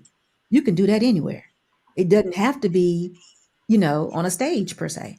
And I was like, wow, I never thought of it like that. If it's money, y'all know I can make more money being a real estate agent than a judge. So it's like, okay, I got it. You're right. So it's that logical part that he brought to the emotional part of me just wanting to be successful. And, we did it. So I just want women to know that it's the purpose of the man, and they do guide you and lead you very well if they're interested in doing so. I agree. I agree with that. I relate to that just a little bit briefly. I wanted to be a business owner in the sense of having a hair salon. And he did too. He wanted a barbershop. But then later on, he was like, no, we're going to do real estate. You know, we're real estate investors. Right. So and he made me understand that logic. And at first I was like, he was like, well, you know, why do you want to do this? Because he wanted to as well, but his perspective changed. And I was like, oh, I just want to be able to walk in my shop and open the door, you know, click, whatever, and just run a business, you know, and have employees. But he was like, that might be tiresome. Let's do something where we don't have to work as much. So I was okay, you know. So yeah, I get that. Yep. So I want to ask you real quick, because you made this comment, and I've heard this idea floating around in the social media space, and I think it's a bit controversial, but you said, as soon as a woman gets married, her purpose becomes her husband. Would you mind expounding upon that? Why do you think that? What does that mean? What does that look like practically? Okay. I think practically our creator made us from the rib of a man for the man. When we say I do, it's our job to be for the man, to become with the man spiritually. And that's basically it practically. And then you have to apply that to the regular life, or whatever life gives to you. And it's for him to decide, because it's his plan. Remember, he was here alone. He has the plan. It's order for you all, or for him to set that plan in motion and for you to follow.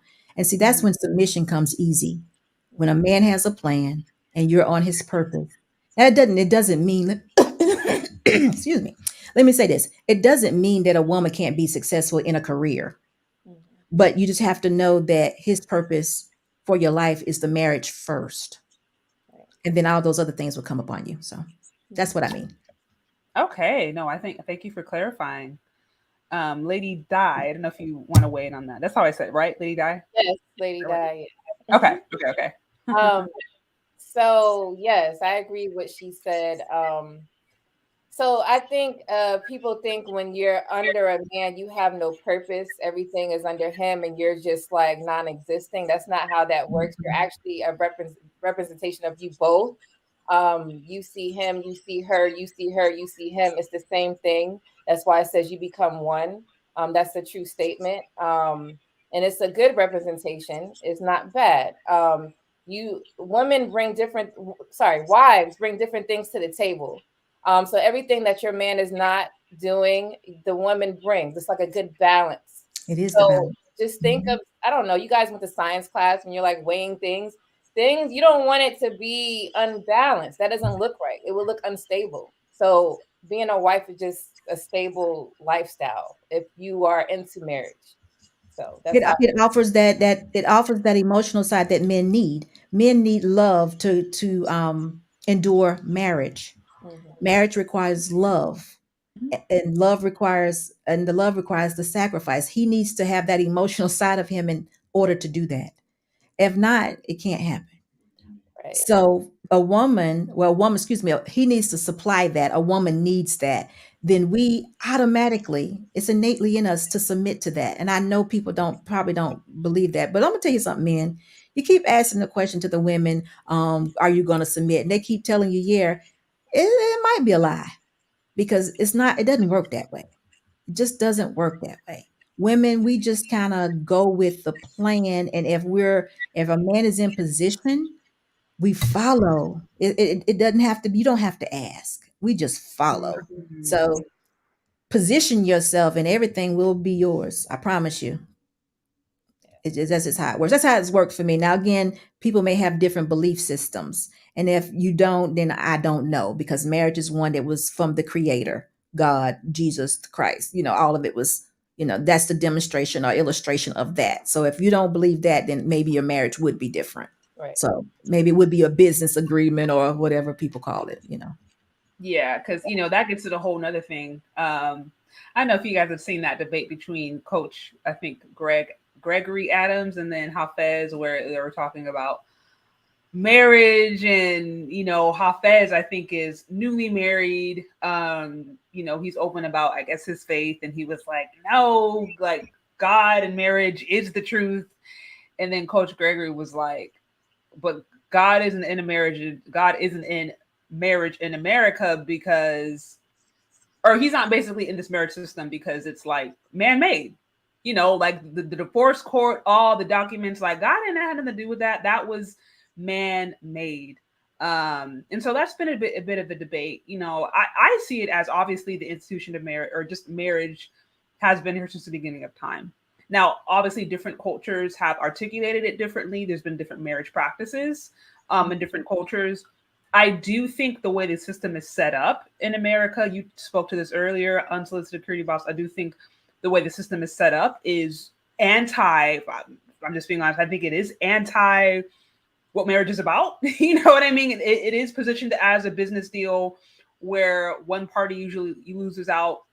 Majority of times men suffer, if God forbid it goes down. So that's a whole separate conversation. But I understand what you're saying about, like, look, if you believe this, then this is what it means. Outside of that, well, I don't know what to tell you. I guess you have your own.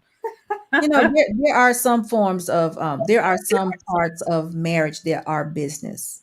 The business, because like I said, my husband and I are co-owners. We co-own our business.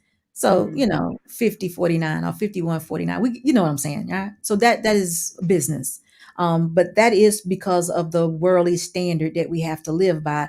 And the Bible that some of us follow clearly says you go by the laws of the land. So there are some aspects that you have to add to your marriage, some components that are business. So I do agree with that. But it is supposed to be, in order for it to be effective and to work, it should be a spiritual thing. Because remember, ladies, we are giving ourselves completely over to an individual and saying to him, care for me. How do you do that and say this is business?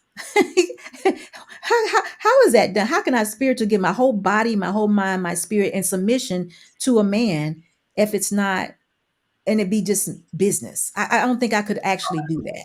So it's definitely spiritual for me. This is why, for me, I don't think I'm not of the belief that all women are wives or can be wives. Right. I don't believe that. I mean, even if you mentioned the Bible, even back in biblical times, you had the concubine class. Absolutely. Right. Yeah. We had wives. So there are some women out there who legitimately believe it's just not for them to be a wife. And that's fine. They got to do what they do. Now, my thing is, like, I can think off the top of my head, this is weird, but I can think of some women that I know personally who have chosen specifically not to get married, are very much living more modern. I mean, I'm not saying they're sleeping around doing anything crazy, but they're focusing on their career. But what I can respect about them is that I don't hear them complain about men. I don't hear them pushing misandry. I don't hear them going around talking about how men are all the issues. Like, these are women that I know to be very much focused on, what they're doing, and they love their career, and they have chosen not to get married, and they don't blame it on the lack of options. So I'm like, for those women who choose not to get married, if you're willing to own that, and you're willing to totally take all the responsibilities associated with that, and then not go and blame other people and spew hateful rhetoric, I see nothing wrong with that. Because like I said, I don't think marriage is for everybody, but I do think it's for most. I think most women want it, but just don't know how to get it. They're confused on how it works. I think they think it's hard. I would say in the beginning it could be hard. Like, you're trying to understand a man. That's like one of the hardest things to me, especially if you're with like an alpha male. I don't know if you guys go into that. But once you get it, you just maintain it. You maintain yourself. You maintain, the relationship. It's a lot of work. Some women don't want to work. They think it's easier to be alone and then just work on their job and then go home. I think that's an easier life, they feel. But it depends. As long as you don't have no children with that, you're just literally single, then that's different. But if you're going to create children, then you need to have your man, your husband with the father, and do that lifestyle. Yeah. I agree with you. There are women out there that are nuns, and they have their purpose. But the reason why I think people are so question marriage so much is because marriage is a standard. Typical, it's a standard. It calls for something. Because even though think about this, ladies.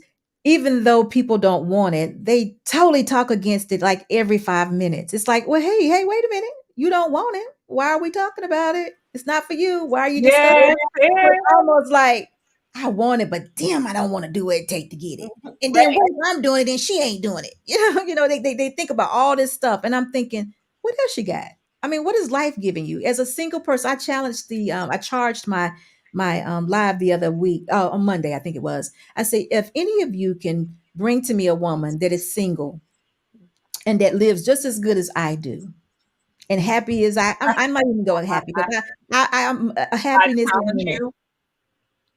Now they're gonna say that they are, but if I bet you anything, I can question them, and I would get to a point where they'd be like, because I already know I'm a woman, and we're emotional, and we like companionship. Heck, we like to talk.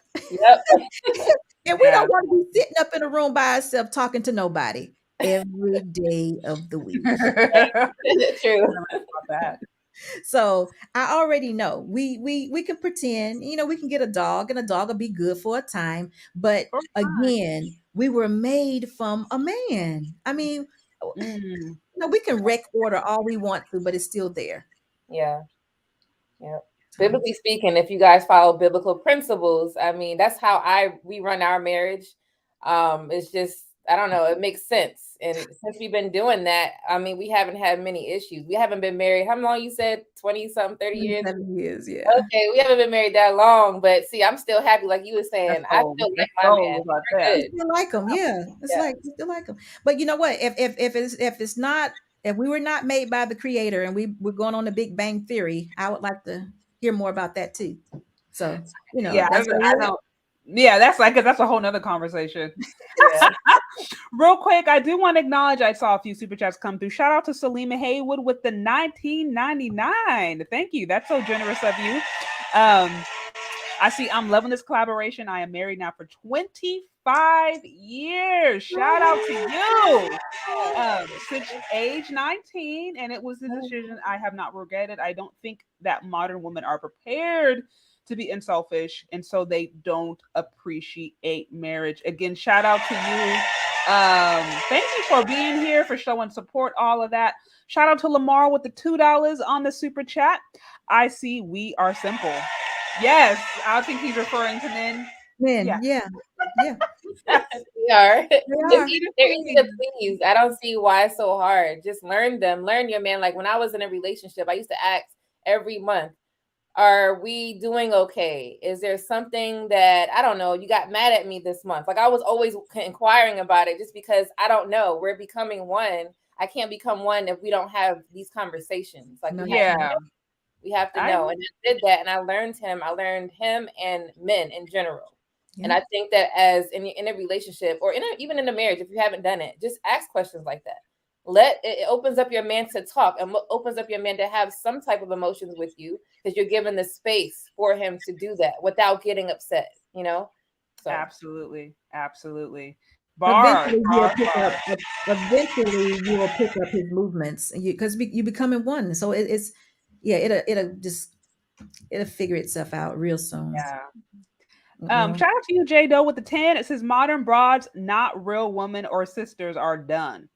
All the whining and crying ain't changing ish, period. Keep doing your thing, sister. Real men not settling for mouthy Jezebel. Shout out to J Doe. Now, let me say this.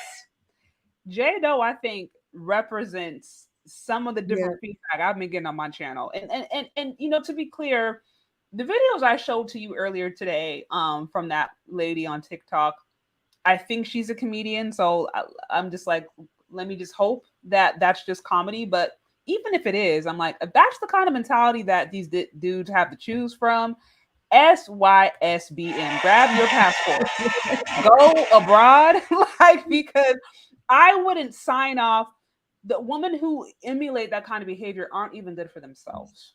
So they're not going to be good for them, So I'm not even mad at it. I think I did see one more. Let me ask a question though. Do you think a lot of that, well, not a lot, do you think a small portion of that goes to immaturity? Do you think they're just not old enough to know better? I think there's a combination, but there's so much going on there. I don't think it's just one thing. TikTok, I think, is primarily a younger app. And so women already, I think, tend to kind of move with herd mentality, right? We're social. we like communication, and we like to kind of, we're communitarian. So I think sometimes what's popular, what's trendy, I think whether or not we know it is going to kind of spew us more in a particular direction. And so you see young girls on there just, I think, kind of emulating trends just because it's the trendy thing to do. And then you combine them with the fact that there are legitimately kids out there. What did I mention? The stats just on the Black community, like 30% of them, or no, 30% of them are born in poverty. Mm-hmm. So there's a certain hardship, there's a certain lifestyle that you experience when you are born into poverty that usually doesn't lead to good, healthy behavior. So you have that is disproportionately affecting the Black community. And then you also have this popular pop culture going on that is specifically pushing thought fearful culture on these on young girls. So I think there's multiple things going on. Immaturity, I think, yes, could be part of it. But if a little girl's immature, a little boy's immature, but they have strong parents who are, watching over them, and they start to notice some things out of pocket, they will check it as soon as they find out. They may not know all the time, but as soon as they find out, they're going to check it. They're going to do their part because that's what parents do. But I don't know if that's true because me being a Gen Xer, we put out a whole bunch of entitled kids because we wanted to give them what we didn't have. So I don't know if that's true or not. I have parents tell me now they couldn't even take their cell phones away from their children because everybody has them. And I'm like, you're still the parent though. You know that, don't you? Right. So I don't know. So you said they weren't checked? They weren't being disciplined? They weren't being raised? Well, if that's what you want to call it, I would say it's just a major influence. I would say the world is definitely winning because every child, remember, these children now are being born up into the internet age. That's all they know. And like I said, we have raised a generation of entitled kids. We ruined a whole bunch of kids only because we wanted them to have more than what we had. And I think that trend is still going on. So I've had people tell me that they can't take their cell phones from their kids. I've had kids tell their parents, "This is my private cell phone. Close my door." Okay. Help me understand this, because when you say we ruin kids because we wanted them to have better, what particular behaviors are you referring to? Is it no longer wanting to discipline? Is it the movement of like, I don't know, no spanking? What would you say that you've noticed upon your generation became millennials? Our children are the millennials. And for example, when my husband and I were growing up, whatever we achieved, we achieved on our own, meaning we got a car. We bought our first car. We worked our job till we had enough money to buy our own car. Our first apartment, we saved up enough money to pay the deposits or whatever. Our children, boy and girl, both of them done had about 3 or 4 cars. Where it came from, mom and daddy? Yeah. How about the deposit for the apartment? I'll pay for your apartment just to keep them out the house. We did all kind of crazy stuff that our parents didn't do. And we're not the only ones. So I even have heard kids say, I'm gonna tour the world and my mom's gonna pay for it. That's entitlement. We did that. So so you said entitlement. Okay. Yeah, they're entitled. Okay. And then seeing that they're entitled, entitled children, they do things, they have no boundaries because we've never set them. There's never been anything to say, no, you can't have. Because like I heard a man say today, I think he said, we're like the first generation of rich people. For some people, we're the first generation that had money. Our parents, they worked, had good jobs, but they didn't have an abundance of money. But then here we go. We entrepreneurs, we have abundance of money. So now we're entitling our kids and they are like, mama, up to 30 years old. I'm not talking about 18, 19. I'm talking 30, 2 master degrees, things of that nature. And we still putting out because we set the wrong example because we wanted them to have more than we had. And I am taking responsibility for it. My husband and I have bought several cars, but my mom and them wouldn't say that. They bought none.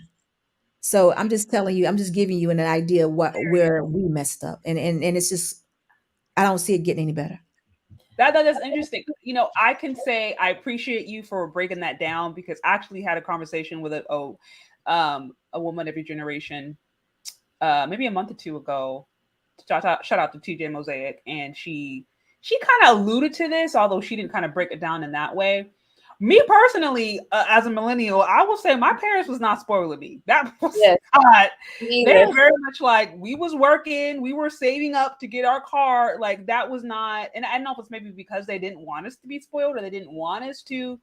But when we got of age, we all knew that it was on us to make money and save money. Like my parents, but especially my dad, was huge on us being able to take care of ourselves. He did not want us living in his pocketbook till we were 30. So I personally can't say I have that experience, but I know that is the case for some people. So I have a similar experience. Like my parents divorced when I was about 10. So I had, me and my mother for a while, and she told me, I'll give you enough rope, don't hang yourself type of mentality. So with that, she let me do a lot of things, but I couldn't hang myself on that rope. And I was the only child too, by the way. So it was very different for me. So I didn't want to do that. I wanted to make sure I had all these privileges that she gave me. I was spoiled a little bit because she gave me kind of what I wanted, but I never wanted to hang myself. So I kept that, deep with me, because it was just me. I didn't know what else to do. I didn't want to be the only one in trouble. So it did humble me a lot. So I took that humbling spirit into my adulthood. I moved out of my mom's house when I was 18, but it's because I wanted to. She wasn't kicking me out. She would have supported me until I finished college, but I didn't want to do that. I didn't want to be under her roof. So I kind of removed myself from the things that maybe you were mentioning, because she would have spoiled me, gave me everything. She did. And and I was like, no, I'll get it on my own, So I kind of forced it on myself to be independent. Now, understand now, these are not bad children. Our kids are not bad. You're not a bad young lady. They were good kids. I mean, I'm not saying you just gave to the little degenerates. I mean, our kids were good kids. I'm not saying they were like, bad kids. These are educated, good children. They were good people. They're good adults. But I'm just saying we still entitled them. Whereas when we grew up, we didn't have it. That's all I'm saying. And I think that we hurt some people. It didn't do everybody any good. Yeah, I get that. Yeah. And we didn't have a lot of children. See, that was the thing too. It was like that one thing, one here, one, so yeah, you probably should have 5 kids. Everybody should have at least 5. I don't know. I'm just kidding. Make it even so they can't be spoiled. Right. Shout out to you, Kevin C, with the 60 on the super chat. See, kids telling parents what they not gonna do. Yeah, that's something like I didn't grow up like that. That wasn't my experience, but I do know what happens. And I would say every time I saw that, I was like, how are you still alive? Like, my parents were very strict. That's what's going on now. That's happening now, because these kids now are very smart. Y'all have seen them. Y'all have seen COVID babies on TikTok. Have y'all noticed how COVID babies are like really advanced? Like in 2 months, they're sitting up. They're making straight eye contact, and at 6 months they're crawling. Have y'all not noticed that? It's like these kids are just brilliant. Right. Shout out to J Doe with the 5 on the super chat. I see. Okay. Traditional brothers and sisters need to start arranging marriages again, period. Not to me. I let mine know we are the law, not a democracy. Honestly, Loki, I thought about that. I thought about that, about arranged marriage. Like, what would that look like? Would that be like a wife academy where, okay, we raise up the next generation of women or wives, and it's like, okay, y'all, let's get y'all a part of the database. Like, I've legit thought about that, because obviously what's going on right now ain't working. It ain't. I think we can all assume that.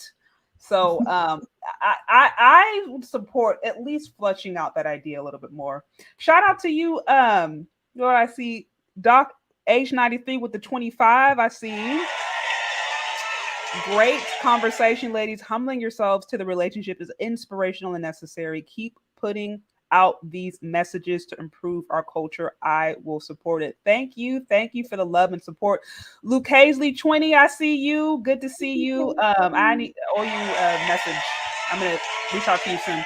Shout out to this unsolicited security boss with the fitty. Thank you. It says thank you for having me on, for having the conversation today. This was a pleasure. This was great. Also, Lowell Smith with the 10. I see all of y'all.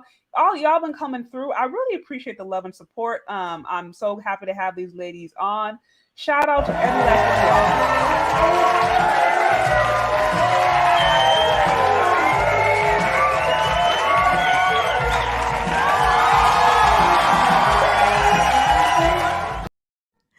Oh, wow. That was cute. Yes.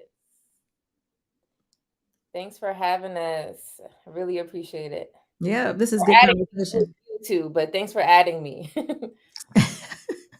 This is good conversation. I wish we had more. I love the conversations. And Sade, I think what we need to add to it is that conversations like this with men actually teaching women what it is who they are. You know, women asking the questions of, you know, why do you all get upset when we talk about our degrees? So they can hear it from the man, you know, in a conversational way, not in a F your degrees. We don't care nothing about that. No, actually sit down and tell them, baby girl, your degree is great. It was an accomplishment, but I want to take care of you. You know, say it from a caring place as a man, as a king. I want a cape. I want to be your cape. You don't need that. You know, and I think women can hear it better. But see, there's men who are doing that, but there's some women who's saying they're scared and they think they're gonna, you know, divorce him. And I need my security money. I need my money on the side. And I think that part is ruining it too, because some men are saying it and women are not receiving it. Right. Well, I think also too, I mentioned this on a Wi-Fi panel I did a few weeks ago with I think Nurse Liz on it, and she was talking about, she's Mexican and her, you know, parents are immigrants, and she was talking about observing how her mother and father were growing up. They both had to work just because, you know, they didn't come from a lot of money, so they both had to work. But even with that, there was still a level of respect, and there were still the dynamics going on that made for a fruitful marriage. And so I agree with what you're saying, where it's like there are absolutely men out there who it's like, look, I want to take care of you, I want to handle you. There are also people out there in situations where they're just not there yet, and two people do have to work, and that's okay. But I think whether or not you are in a scenario where you can be stay at home and focus on the kids, or you got to bring in a little side income, that isn't to change the fact that there does need to be a level of respect and honor for both individuals, or else it's just not going to work. And I appreciation. Yeah. I just think that women are clueless, though. I really don't think women know men. And I think absolutely don't. And I personally, I think a lot of them don't care. And that's what men are picking up on. That men are listen, if they don't care, why do they continue to have sex with them? Because, well, you can have sex with, I mean, you got people out there having sex with sex dolls. It's not like they love it. But it's like, then get your sex doll, because sex is an emotional thing, and you're not going to tell me these women are having sex and they're not having any emotion. Oh, I'm sure. Okay, well, I'll say this. Going back to what I said about them women who have a high body count, who are kind of all over the place mentally. Yes, because here's the thing. Because there's women out there, I think, who are putting themselves in positions where they're literally trying to compete with men. It's unnatural.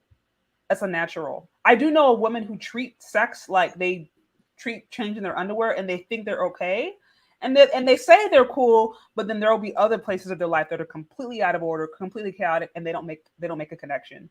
Mm-hmm. So because there is so much in the system that is out of order, and there is so much chaos and all that, I think that is why you do have women who are looking at sex transactionally, but that goes against their nature, and I think that impacts them in a way that's even worse, my opinion, than men. Okay, so Sade, to your point, the underwear are dirty. How about that? Oh yeah, right. You saying that? You ain't lying about that. The underwear stink. The underwear. I'm just leaving it right there. All these different. I mean, that's another conversation, y'all. That really is. It really is. Because we aren't your girlfriend. I think Jay Doe says we are not your girlfriends, ma'am. So truth is truth. Yeah, truth is truth. That's what we want. But it's still a way that a woman can hear you. There's still a conversation that needs to be had. Mm-hmm. Women are people. They are emotional people. I want women to know exactly what men want. And it doesn't, I mean, I don't know, truth is good, but it's still a way that we can have a conversation. But from all men too, because some women, they don't listen to their own man. So if they hear other men speak, it might make them, oh, okay, well, he said that a few years, and I get it now. You know, I think it's open for that too. Yeah, I don't want any lies. We want the truth, but there should be conversation. There are some women that are clueless to what a man wants or how a man thinks. Clueless. And I'm trying to tell you, if it's a challenge, if it's a debate or what have you, they're not hearing you. They're just trying to win. They're just trying to win. Yeah. See, I don't think. See, the women are definitely. Some of them really think that you all are jealous of them. Which so is ridiculous. Automatically, the ego is there. So first, we got to break down and chop down the egos and the pride, egos and pride, because that's challenging for a man also, and his ego might be present too. So if we just have conversation, we could probably move a little bit forward. I don't know for sure, but that would require, to your point, that would require individuals who are willing to listen. The main complaints that I've heard from, this is actually one of the things I was listening to from BGS Ibmore earlier today, where it was, I meant to share it. I think it was something to the event of like, just basically talking about Black men and boys. And it was somewhat of like just a venting session of like, look, this is what's going on. This is how we see it. It just doesn't seem like women care about it. It don't seem like Black women care about us. And here's all the different proof. And so you have scores and scores of men who are just like, y'all don't even really want to hear us. And I think, to your point, conversations are good, but it has to be, I think, with willing parties who legitimately see that other person as human, who are willing to engage with them, and may also be willing to make practical changes needed to rebuild that trust. Now, something to you. You mentioned when we first started, there are content creators now that there's so much going on, we can't even hear each other. I don't want to say anybody's name or whatever, but there was a situation with the Passport Bros. You got two women advocating for men. Now, listen to what we're saying. We got two women that advocate for men, and they're still at odds. How is that possible? That's actually started on my channel. Well, I'm saying, you know why it's possible? Because we're not having conversation. See, some people are not getting it, and some people are. So that should never happen. If we're all advocating for men, then it could be something I don't know that Sade enlightens me to, and I'd be like, you know what, I like that. Or it could, you know what I mean? So that's what I'm talking about. Even though we all are here saying the same thing, we want the same thing. If we're not having the conversation, me as a woman, I may not get it. So when I come with my presentation, it may be lacking something. And then instead of Sade saying, well, you know what, girl, I think that you missed that one. Sade and I can have a conversation. Or some young man can come in and it's like, no, sis, let me tell you how men operate. Let me tell you what men are saying. And then I can hear them. Because we're all wanting the same thing. It's not that we want something different. We're all wanting the same thing. That's all I mean by that. No, I hear you. And you're right. Being open and willing and to collaborate. I can't say I obviously don't have all of the answers. Some of the different issues that we are talking about is much bigger than just me or you or just all three of us. There's a whole community of people involved. Right. But I do understand that at least starting to have a conversation is necessary in order to move forward. All I can do is my little part and my little sphere of influence, and hope that can bring change and try to collaborate with those who are like-minded, and then seek understanding where there is misunderstanding, because I don't think dissension to me never does anything good other than just make it worse. You don't want that. So I hear you there for sure. I do want to be, okay, I saw a few other comments come through. Shout out to Kevin C with the 120HNL. It says, a degree, a part-time work are fine as long as employment does not interfere with wife and mother duties. At some point, you have to trust the husband. I think that's bars. That's what I'm saying. I heard some women trust the husband. Trust the husband. That's true. Trust the husband. I've heard some women. or you know, if you're coming from a spiritual sense, it's like you can trust the God in the man, because of course we know men are humans and they have struggles. And I think sometimes a reason that I've heard sometimes when women want to step out of submission or step out of honoring the authority of the man in the home is because, oh, well, he's not doing it right. And it's like, that don't mean nothing just because man is the head. God didn't say man in the head because he's perfect and sees everything. That's just the position that God put him in. And if you do trust God, or if you do have a relationship, then even if you see that person is, you don't agree with what he's doing, you can still honor the position, put your faith in God, and then allow him to work out the situation in the long run. This is information I've gotten from women who have been married for decades, and they've instructed me in being like, whatever you do, do not step out of your lane. Don't step out of your role and try to do things that your husband was meant to do, because now you're creating chaos and you're working against your own well-being and against your own home. So we actually stand in the gap and win them over to the word of God. That's what a woman does. We stand in the gap when our husbands, we win them over with our relationship if they're falling away, as far as the men go, our husbands. So you're exactly right. That's a whole nother podcast. If you don't trust a man in your relationship, I mean, you might as well not be in one. And that's goes as far as men trusting their woman too. But it's really the man, since they're the lead. And if you have your relationship like that, if you don't trust them, then I don't know how you expect to have something successful. That's like going to a job and not trusting them to pay you. You gotta have it. Oh, you gotta have that.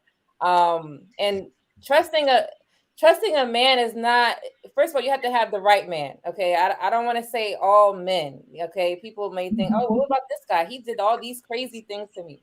Okay. You have to know what the right man looks like first. Which, that could be a whole nother topic conversation, but, trusting the right man will lead you the right direction. It's just so much to say about that. I don't want to keep going. Well, one of the tests I always tell men is ask her. Well, I always say, me and my husband put all our money in one pot, and we've always done it. Yeah. So if a woman is not willing to put her money in one pot, then there may be a lack of trust. Maybe y'all need to date a little bit longer. Yep, I would agree. Yep, I would agree. I think that's really important. That's because money's connected to your heart, especially in this society. Money's your survival. So if a woman isn't willing to surrender that aspect or open that aspect up to herself, then I would agree. There might be some more. You may need to unpack a little bit more. Shout out. Oh, I was gonna say, my husband, he in our relationship, he tested me because he was married before. So another similarity. He was married before, very early, young. So he tested me by putting me on one of his major credit cards, just to see if I was gonna handle the money properly, how I was gonna spend, all of that. And he said I passed with flying colors. Now, I didn't know this at the time. I just thought he was being generous. And I was like, okay. But later on, he told me, he was like, yeah, you were put through many tests. And that was one of the biggest ones. And, if a man could trust you, you already won. That's all I can say with that. Yeah. Good That's stuff. Tough. That's a big deal. Yeah. Shout out to J. Joe with the 5. It says amazing. They say they love the Most High, yet he the rawest, most real dictator alpha ever. He said his way or hell. Shout out to you, J. Joe.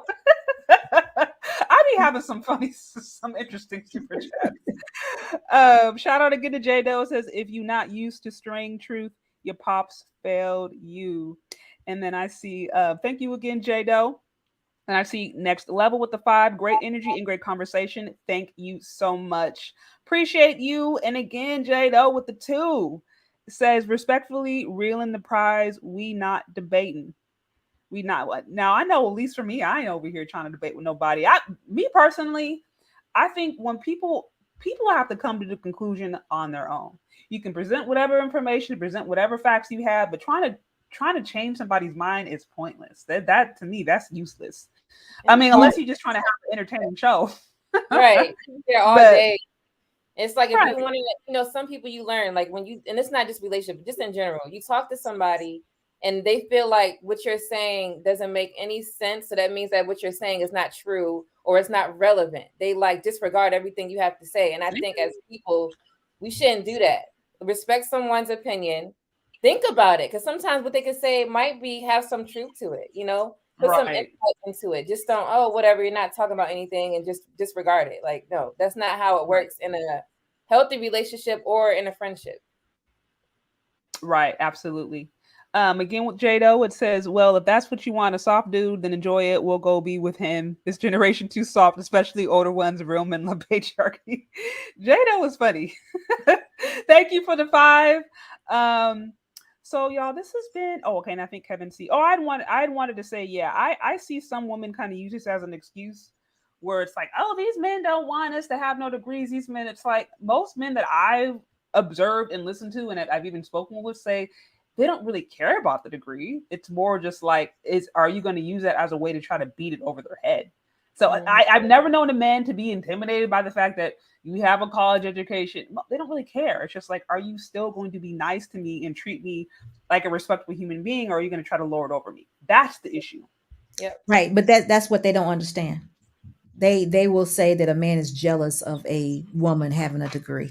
No, I got my own experience. I'll say that that's BS. I have a master's degree and I'm married. And, he helped me get my master's, by the way. Like, so, I mean, I don't know about all that. And we still have a good relationship. I just hear them say it. I've heard it on both sides, the men and the women. So I just realized that the other day that the women are clueless.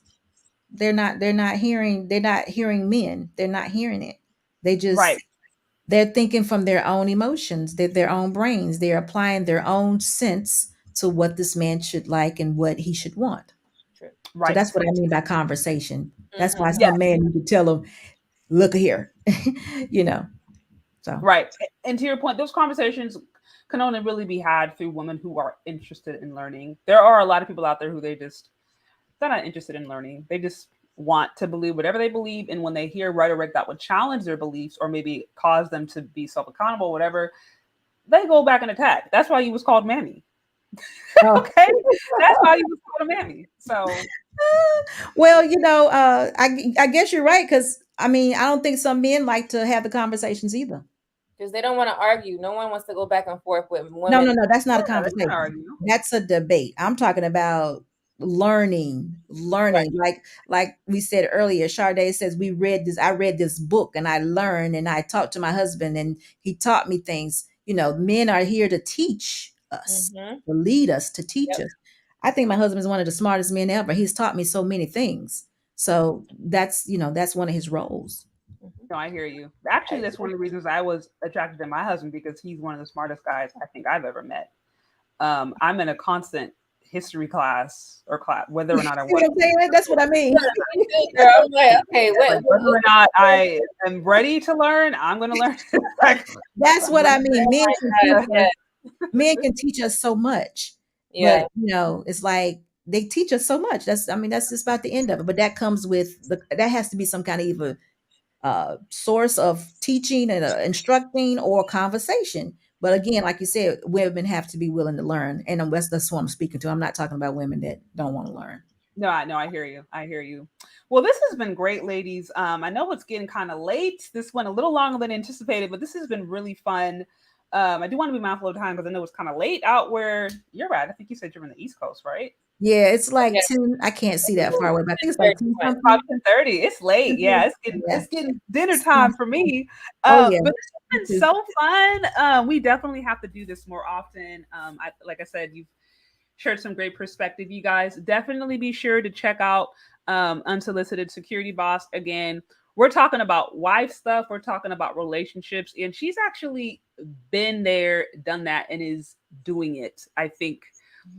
Far too often, we don't promote those who actually have the results necessary. You got people talking about relationship and dating who ain't been in their relationship. So she's actually in it, done it, gone through the different seasons and love her husband. So be sure to check her out. And then also, it's been great to have you, Lady Di, have this conversation. Do you have a YouTube page? I saw you on TikTok, but do you have a other page people can find you or? Yes, it's called Dating to Marriage Support. Okay. On YouTube. I don't know how to add the link here. It's not letting me do that, but oh wait. Okay. Okay, yeah, I'll put the link in the private chat, and so you can put in the private chat, and then I'll put it down there. But y'all check her out. this is our first time having a conversation, so I haven't had a chance to check out her YouTube, but I've enjoyed this conversation up to this point. Go check her out, like, subscribe, binge watch her videos, show some love. Like I said, we need to do more of having conversations with like-minded women. So first of all, just so it don't seem like every woman out there right now is a feel for, because sometimes I begin to know it, like, look, I'm not out there twerking on tables. Okay, I'm not out there getting on fights. Like, we're not all doing that. So can we please show another side of things? So be sure to check her out. And I don't know if you guys have any other like final thoughts or feedback or just things that you would like to leave with the audience before we wrap this thing up. Yeah, I just want to say that, I'm Security Boss at YouTube, Unsolicited Security Boss. Y'all go check me out. The other thing is, I do believe in marriage. I believe in the nuclear family. I actually think that's probably the only saving grace that we have right now.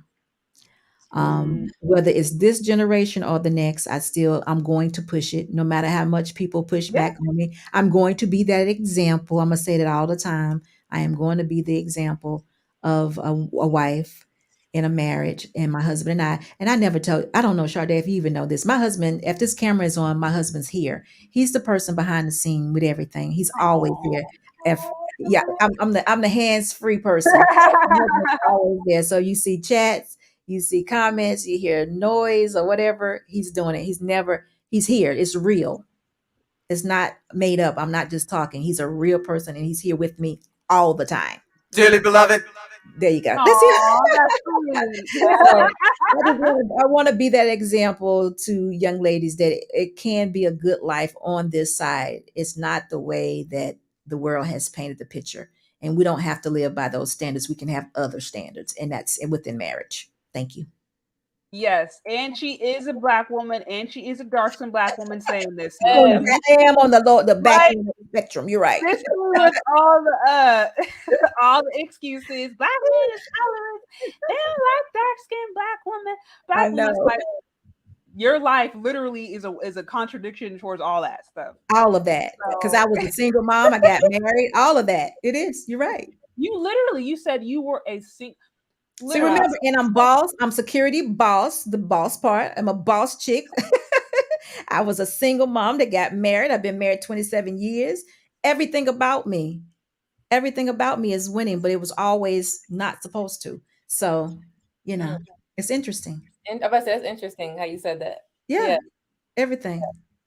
Well, you wanted it, so you got it. So exactly, and it's what we make it. I wish people could understand. Marriage is not.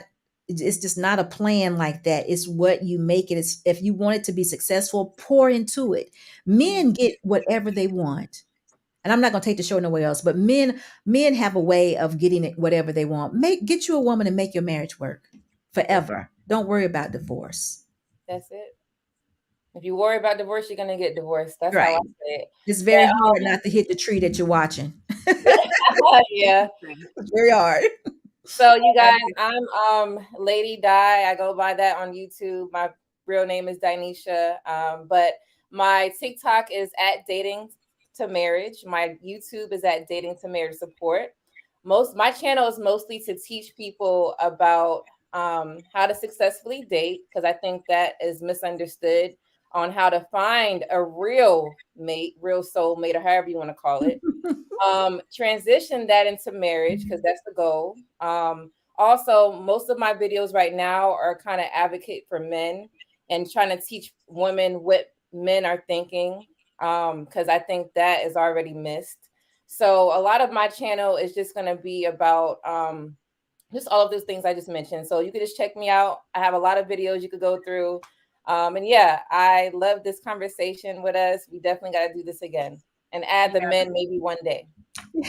Yes, no, we can do that. I think I would open up the call line if it wasn't so late, but I know it's literally almost 10:30 where you're at. So but y'all, we can do a part 2. This has been fun. Yes, I said I'm gonna have more wife stuff anyways.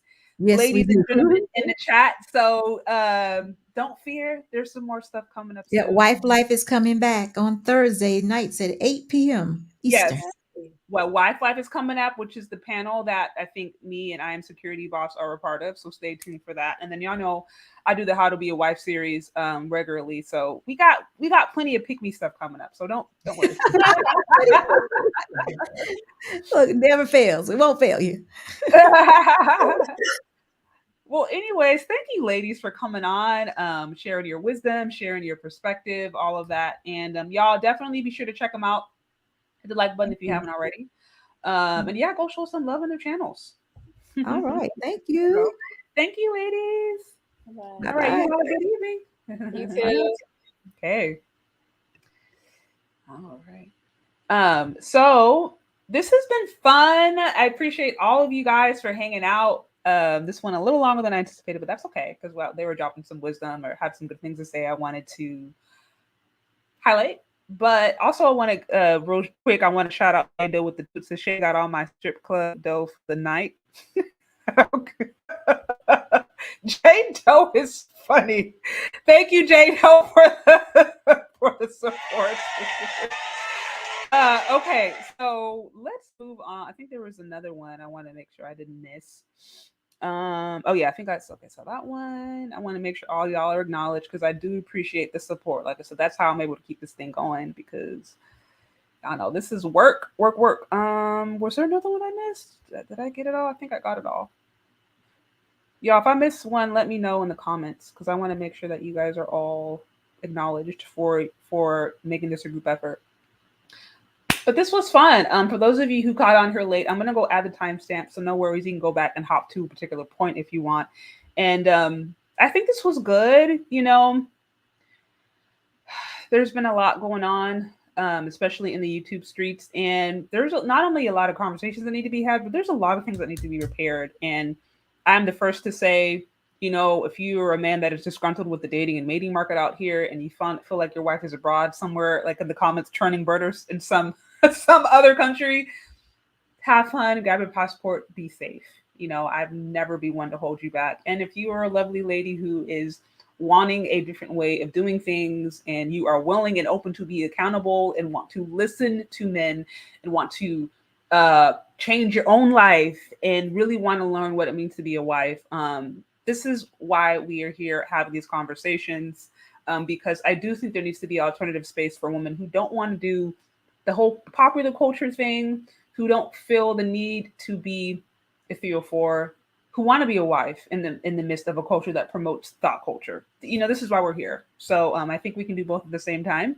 And this is why we're having these conversations. So I do appreciate you guys for hanging out with me.